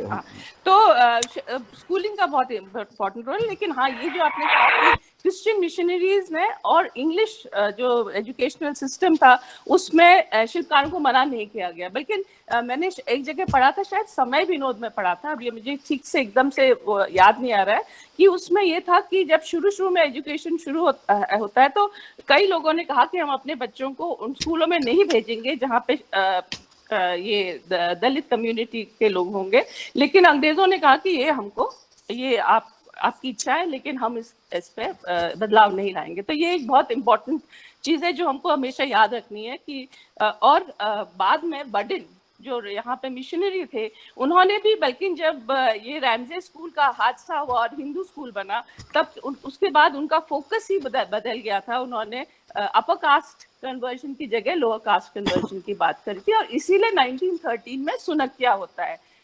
सुनक्या में कन्वर्जन की बात होती है, जिसकी वजह से बाहर से लोग आते हैं। तो ये servants of India society involve हो जाती है। तो एक मुद्दा तो ये है कि इसको हमको समझना है, और जो आप कह रहे हैं कि ये ऐसा नहीं है कि कुली बिगाड़ की वजह से ही राष्ट्रीय चेतना है। राष्ट्रीय चेतना तो कई और जगह से आ रही है, और जातीय चेतना कुमाऊं में काफी भरी पड़ी है। तो आपको ये पर अंदाज होना चाहिए कि जब 19वीं शताब्दी के आखिरी दशक में ये जो कमिश्नर वगैरह लोग भी बहुत कुछ जातीयता के आधार पे करते थे, ट्रांसफर्स होते थे जाति के आधार पे। शाह लोगों ने कहा था कि ब्राह्मणों को ज्यादा है। तो इस तरह से ये कई सारे जातीय ऑर्गेनाइजेशन है जिसमें कि हम आई थिंक शिल्पकार सुधार सभा को भी डाल सकते हैं, और इसमें भी कई परिवर्तन आए, कई इसमें मोड़ आए, और इसमें भी कई धाराएं हैं, एक धारा सिर्फ नहीं है। तो एक तो है कि जो बनती है आदि धर्म। अगर आपने पढ़ा होगा रिकॉर्ड समता के, तो आप देखेंगे कि आदि धर्म से शुरू होता है, जो कि यूपी में आदि धर्म बहुत इंपॉर्टेंट रहता है। उसके बाद फिर जब अंग्रेज उसको डिप्रेस क्लासेस बनाते हैं, तब फिर डिप्रेस क्लासेस कॉन्फ्रेंस होती है। और by the 1930s Ambedkar, because I think ये ज्योतिबा फूले टाइप की ही इनिशिएटिव्स निकल रहे हैं, लेकिन 1930s तक अंबेडकर का बहुत प्रभाव रहता है। 1925 में ये दियोली डांडा कॉन्फ्रेंस है, ये है, लेकिन अंबेडकर जब राउंड टेबल कॉन्फ्रेंस हो रही है, तो शिल्पकार सुधार सभा अंबेडकर को तार भेजती है कि आप हमारे प्रतिनिधि हैं, गांधी नहीं। तो ये हम लोगों को समझना है। लेकिन इंटरेस्टिंगली मैं सिर्फ एक बात कह के खत्म करूंगी, बहुत सारे इसमें मुद्दे हैं, बट एक बात जिस पर कि मैं चाहती हूँ कि सब लोग गौर फरमाएं। मैंने अभी मैंने अपने रिसर्च के दौरान ये समझ में आया था कि इस फर्स्ट वर्ल्ड वॉर के टाइम पे ही ये सब चीज़ें क्यों हो रही हैं। फर्स्ट वर्ल्ड वॉर के बाद मैंने ये भी कहा था कि वहाँ पे बहुत बड़ा वो जो स्पेनिश फ्लू था उसकी वजह से भी हुआ, बहुत सारी इश्यूज थे। बट एक बात ये भी थी कि शिल्पकार बटालियन बनाने की बात हुई, इसकी भी डिमांड थी फर्स्ट वर्ल्ड वॉर में। और सबसे दिलचस्प बात ये है कि अगर हम वेजेस की बात करें तो after the first world war the wages of masons and specialized people were above the normal wage। तो तो आप सोचिए कि शिल्पकारों को ज्यादा मजदूरी मिलती थी बनिस्पत एक ऑर्डिनरी किसान मजदूर की। तो ये जो एक विषमता थी, क्योंकि जहां तक मेरे समझ में आया है कई बार ये जो वो तो रेवेन्यू से लिंक था, जो पेमेंट होता था, कुली बिगार, कुली उतार, कुली बुदाई, सब रेवेन्यू, लैंड रेवेन्यू से रिलेटेड था। लेकिन कई लोग जो अफोर्ड कर सकते थे वो किसी और को अपनी जगह भेज देते थे। लेकिन अब जब फर्स्ट वर्ल्ड वॉर के बाद आपको अच्छी वेजेस मिल रही हैं तो आपके काम करने से लोग इनकार भी कर सकते हैं। तो ये जो है, ये interestingly this convergence is something we must think of. I can tell you that the wages, what the wages were, मैं आपको अभी, सॉरी मैंने अपना, मेरा लैपटॉप बंद हो गया, नहीं तो मैं आपको just hold on, you can continue in the second session. But I just want to say that I can give you a figure of the wages. I have those wages. So Why we are the First World running War out the of time. wages went up. We have another Vasudha waiting in the line. I'll finish. Yep. But I would like to thank Sanjay for bringing this perspective into the picture, because I think it's a very, very important perspective. I would like to end with the fact that even the Bhotia economy was dependent on Shilpkars. That is something which we must acknowledge, that the Dalit community was the base of all the economic agrarian activities that happened in this region. And that is something which must be foregrounded in any study that we do henceforth. Thank you. Thank you, Vasudha. Now we have another Sorry, Vasudha yes. waiting in the line to Yes, conclude. I know. I'm I'll sorry. have to ask her permission, because ऐसा है कि इस बीच में, और मैं add कर दूं कि जब आपने उसकी बात की दलित सेना की, तो उसके बाद हरिप्रसाद टम्टा जी ने लेटर लिखा था सेकेंड वर्ल्ड वॉर में पायनियर कोर बना पूरा। तो दैट इज अनदर स्टोरी, बाद में आएंगे। 2-3 विद्यार्थियों ने हमको सवाल भेजे। पायनियर कोर से पहले जो है सफरमैना जो है सर, सफरमैना जो है वो जो है संजय के ग्रैंडफादर उसके इंचार्ज थे, जैसे बता रहा था। एनीवे, इसको सेकंड में चलेंगे। एक्चुअली 2-3 लोगों ने सवाल पूछे हैं। एक तो चौहान जी से प्रेमा बिष्ट पूछना चाह रही है, संजय की स्टूडेंट स्कॉलर हैं। प्रेमा, अगर आप लाइन में जरूरत, हमने चौहान जी को रोका हुआ है आपके लिए, और उसके बाद 1-2 सवाल और भी दिख रहे हैं। Vasudha Pant, I am sorry, I have kept you waiting. Prema Bisht time पे हैं?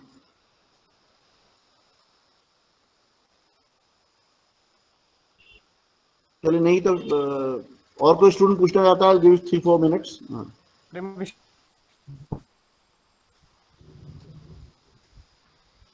गूगल कह रहे हो? हाँ, मैंने चैट बॉक्स में सवाल देखे थे, हमारे साथ है नहीं जुड़ी हुई, तो इनका चैट बॉक्स में आया था, और एक किरण तिवारी ने पूछा था, उसका जवाब तो क्या संजय ने दे दिया है। कभी भी पूछ सकते हैं, मैं हमेशा उपलब्ध रहता हूँ सर, कभी भी पूछ सकते हैं। नहीं, अभी क्योंकि प्रसंग चल रहा था, उसने स्पेशली डाला है उसका, उसमें चैट बॉक्स में देख रहा था कि I want to ask question to doctor Chauhan, तो लेट मी एनीवे। और संजय की स्कॉलर भी हैं, तो मैंने संजय के बाद ही प्रेमा तो ठीक।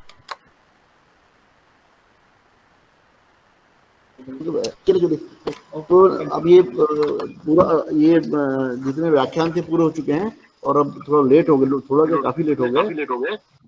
और मैं आह्वान करूंगा हमारी आज की चेयरपर्सन डॉक्टर वसुधा पंत, जो मैंने पहले ही कहा कि अरविंद पंत जी की पौत्र वधू हैं, और उनका मैंने पहले ही दे दिया था इंट्रोडक्शन, ब्रीफ थंबनेल स्केच।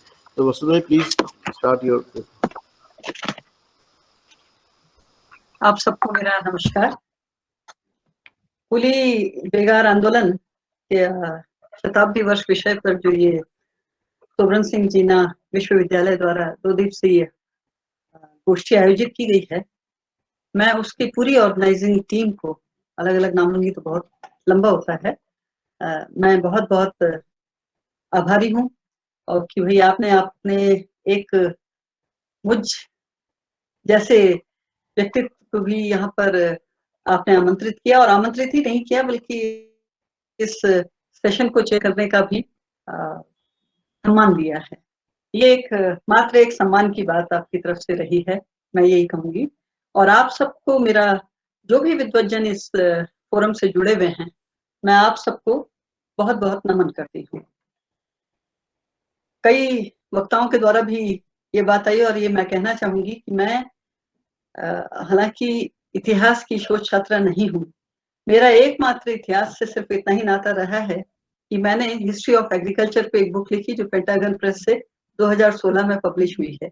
मात्र इतना ही मेरा एक नाता इतिहास के साथ रहा डायरेक्टली। परंतु फिर भी मैं ये मानती हूँ कि हम सब कहीं ना कहीं इतिहास से जुड़े हुए हैं और ये हमारा कर्तव्य है कि हम में कम से कम अपने क्षेत्र के जहाँ पे भी हम हैं, जिस जगह को भी हम बिलोंग करते हैं, हमें उस जगह के इतिहास के बारे में थोड़ी बहुत जानकारी जरूर होनी चाहिए, हमें उससे जुड़ना चाहिए। और क्योंकि ये एक ऐसी चीज है जो हमारी पहचान है। हम कहीं देश विदेश अपने घर के बाहर कहीं भी जाएं, ये एक हमारी पहचान होता है और इसके बेसिस पर अगर हम सोचें तो हम अपनी दिशा भी निर्धारित कर सकते हैं। मैं तो कम से कम कोई मौका नहीं छोड़ती कि भाई अगर कहीं पर भी अल्मोड़ा के मुझे ऐसे फोरम पे बुलाया जाता है जिसमें अल्मोड़ा के बारे में या उत्तराखंड के बारे में और खास तौर से अल्मोड़ा और उससे जुड़े हुए लोगों के बारे में जानने का मौका मिलता है, तो मैं उसमें जरूर अपनी पूर्णतया उपस्थिति रखती हूँ। मुझे उससे कुछ सीखने को है, जैसा कल का चाहे सत्र रहे, आपके चाहे आज के सत्र रहे, बहुत विद्वत जनों को सुनने का मौका मिला। डॉक्टर वसुधा पांडे जी, प्रोफेसर पुष्पेश पंत जी, हर जना अपने आप में इस फील्ड के एक माहिर हैं और बहुत कुछ हमें इससे सीखने को मिलता है। भले ही मैं पहले भी कह चुकी हूँ कि मैं इतिहास की छात्रा नहीं हूँ, परंतु अखबार हैं या पुस्तकें हैं या पत्र हैं, इनके माध्यम से इस स्वतंत्रता प्राप्ति से पहले जो भी शासक रहे हैं उसमें आमजन के पास मूल अधिकार नाम की चीज शायद ही कुछ हुआ करती थी और उनको मांगने का भी अधिकार नहीं था। और इसी तरीके की एक कुली बेगार प्रथा भी थी जिसका आशय सीधे सीधे साफ है कि बिना पारिश्रमिक दिए हुए आमजन से शासकों द्वारा अपने निजी कार्य लिए जाना, और उसमें ऐसे भी कार्य होते थे जिनके लिए आम जनमानस की अपनी सहमति नहीं होती थी।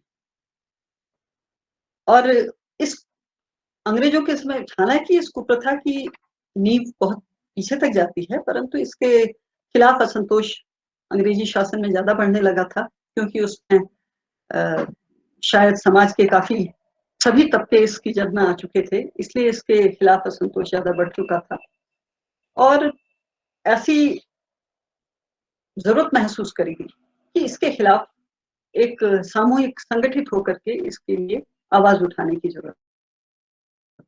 और किसी भी कुप्रथा के अंत के लिए आंदोलन की जरूरत तो पड़ती ही है, क्योंकि आंदोलन ही जनमानस की, जनसमूह की, विशाल जनसमूह की, पूरे समाज की आवाज होती है, परंतु वो अपने निर्धारित मुकाम तक तभी पहुंचते हैं जब उसका नेतृत्व उस सक्षम हाथों में होता है। और इसी तरीके का जो कुशल नेतृत्व गया वो हमारे समाज में जुड़े हुए जो जिनके बारे में आगे काफी जिक्र हो चुका है, चाहे वो बद्रीदत्त पांडे जी रहे, चाहे अरविंद पंत जी रहे, और भी बहुत सारे लोग रहे हैं जिनके हाथों में इसका नेतृत्व रहा और यह कहीं ना कहीं अपने सफल मुकाम तक पहुंचा। मैं यहाँ पर क्योंकि जो विषय है वो कुछ कुली बेगार का है, तो कुली बेगार के बारे में भी काफी विद्वजनों द्वारा बात हो चुकी है। मैं यहाँ इस फोरम में भी मैं ये कहूंगी कि भाई मेरी पहचान है, मेरी पहचान उन्हीं से है, तो मैं उनके बारे में कुछ अपनी बातें रखना चाहूंगी, उनके सामाजिक और उनके राजनीतिक जीवन के बारे में। उनका जन्म मई 1885 में कांग्रेस के अभ्युदय से कुछ पहले चितई, अल्मोड़ा के पास ही चितई गांव है, हम सभी जानते हैं, वहां धर्मानंद पंत जी के परिवार में, जो एक आर्थिक रूप से संपन्न परिवार था, उनके परिवार में हुआ। वह अपने माता पिता की एकमात्र संतान थे और सबसे बड़ी चीज उनके संदर्भ में यहाँ पे मैं इसलिए कह रही हूँ, उनके पिता अंग्रेजी शासन में थानेदार के पद पर नियुक्त थे। ये एक बड़ी विडंबना की चीज है कि पिता अंग्रेजी शासन में कार्यरत हैं और आगे चल करके उनका जो एकमात्र जिसके पुत्र, जिसके लिए कि वो एक बड़ी भारी अपेक्षाएं रखते होंगे कि वो आगे चल करके किस पद तक पहुंचेगा, वो शुरुआत से ही इस आंदोलन की तरफ को बढ़ जाता है। उन्होंने सन 1909 में आगरा के मेयर कॉलेज से LLB की डिग्री प्राप्त करी और 1910 में रानीखेत वापस आकर के अपनी वकालत की प्रैक्टिस शुरू करी। और इस वकालत की प्रैक्टिस के दौरान वो लगातार आंदोलन से जुड़े रहे। जो स्वतंत्रता प्राप्ति के जो भी आंदोलन थे, वो जब आगरा में भी थे, उस समय भी उन्होंने बंग विभाजन का आंदोलन उस समय चल रहा था, बंग विभाजन के खिलाफ जो चल रहा था, उसमें भी उन्होंने पार्टिसिपेट किया था। उसका नतीजा ही रहा था कि उनका प्रिंसिपल उनको बड़े व्यंग के साथ बातें किया करते थे और उनको पहले साल में उनको प्राथमिक रूप से तो पहले एग्जाम में अपियर होने से ही रोक दिया था, परंतु उनका अपना कुछ व्यक्तित्व ऐसा था और कुछ स्वभाव ऐसा था, चाहे वो आंदोलन में थे, इसके बावजूद उनको उसकी अनुमति दे दी गई थी एग्जाम की। तो यहाँ वकालत के साथ साथ रानीखेत में वकालत के साथ साथ वह आंदोलन के साथ भी लगातार जुड़े रहे। जो भी इससे संबंधित जो भी सभाएं होती थी उनके साथ वो जुड़े रहे। और जैसा आगे भाकुनी जी ने भी बताया कि जो कुमाऊं परिषद के गठन में एक काफी महत्वपूर्ण भूमिका रही थी। और सबसे बड़ी चीज, वो बहुत एक काबिल उनका वकालत का सफर रहा। उस वकालत में वो पूरे कुमाऊं में बहुत अच्छा अपना नाम बहुत जल्दी बना चुके थे। और सबसे बड़ी चीज जो उनकी सन 1919 की जो डायरी है, आप थोड़ा सा इस चीज पे ध्यान देंगे कि उसमें उनकी मासिक आय 2500 रुपए प्रति माह बताई गई है। तो 2500 रुपए उस समय के हिसाब से अपार थी, जो आज हम सोच भी नहीं सकते, इतनी अपार थी उस समय।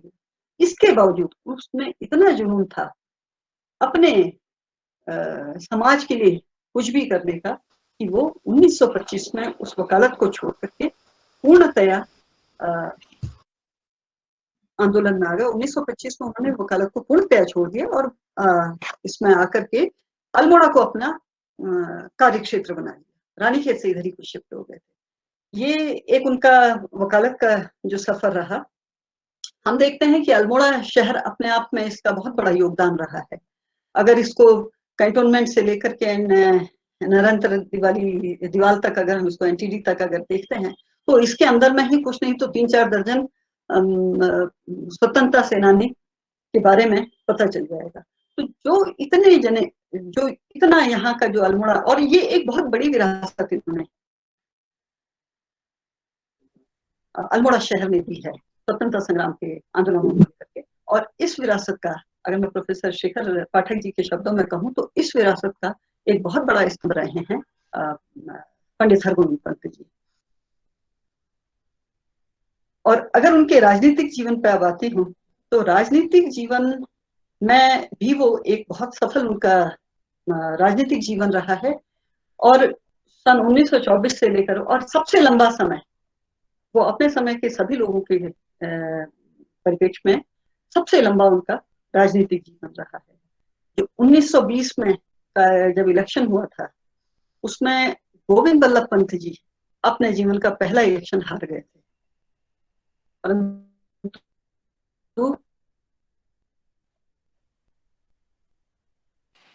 1924 के इलेक्शन में हरगोविंद पंत जी ने उनके पीछे, हरगोविंद पंत जी के पीछे उससे पहले 1921 में हुली बेगार आंदोलन की सफलता थी।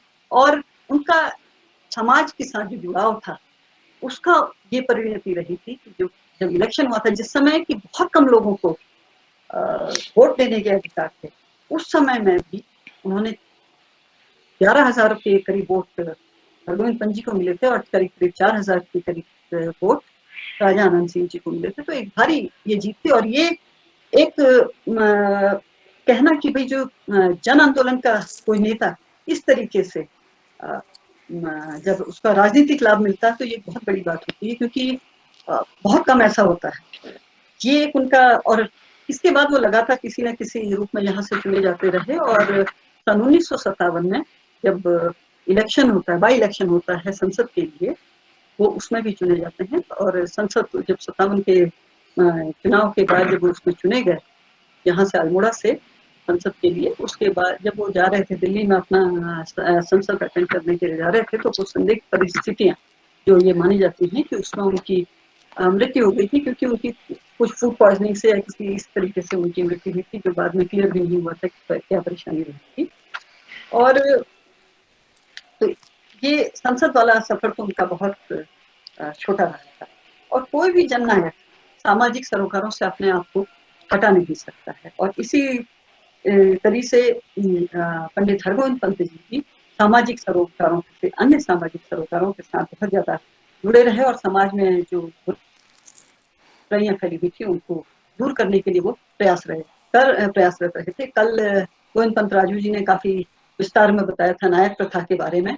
नायक प्रथा के उन्मूलन के लिए भी हरगोविंद पंत जी ने काफी कार्य किया था, और केवल लिखित और मौखिक रूप में नहीं रहा उनका ये प्रयास।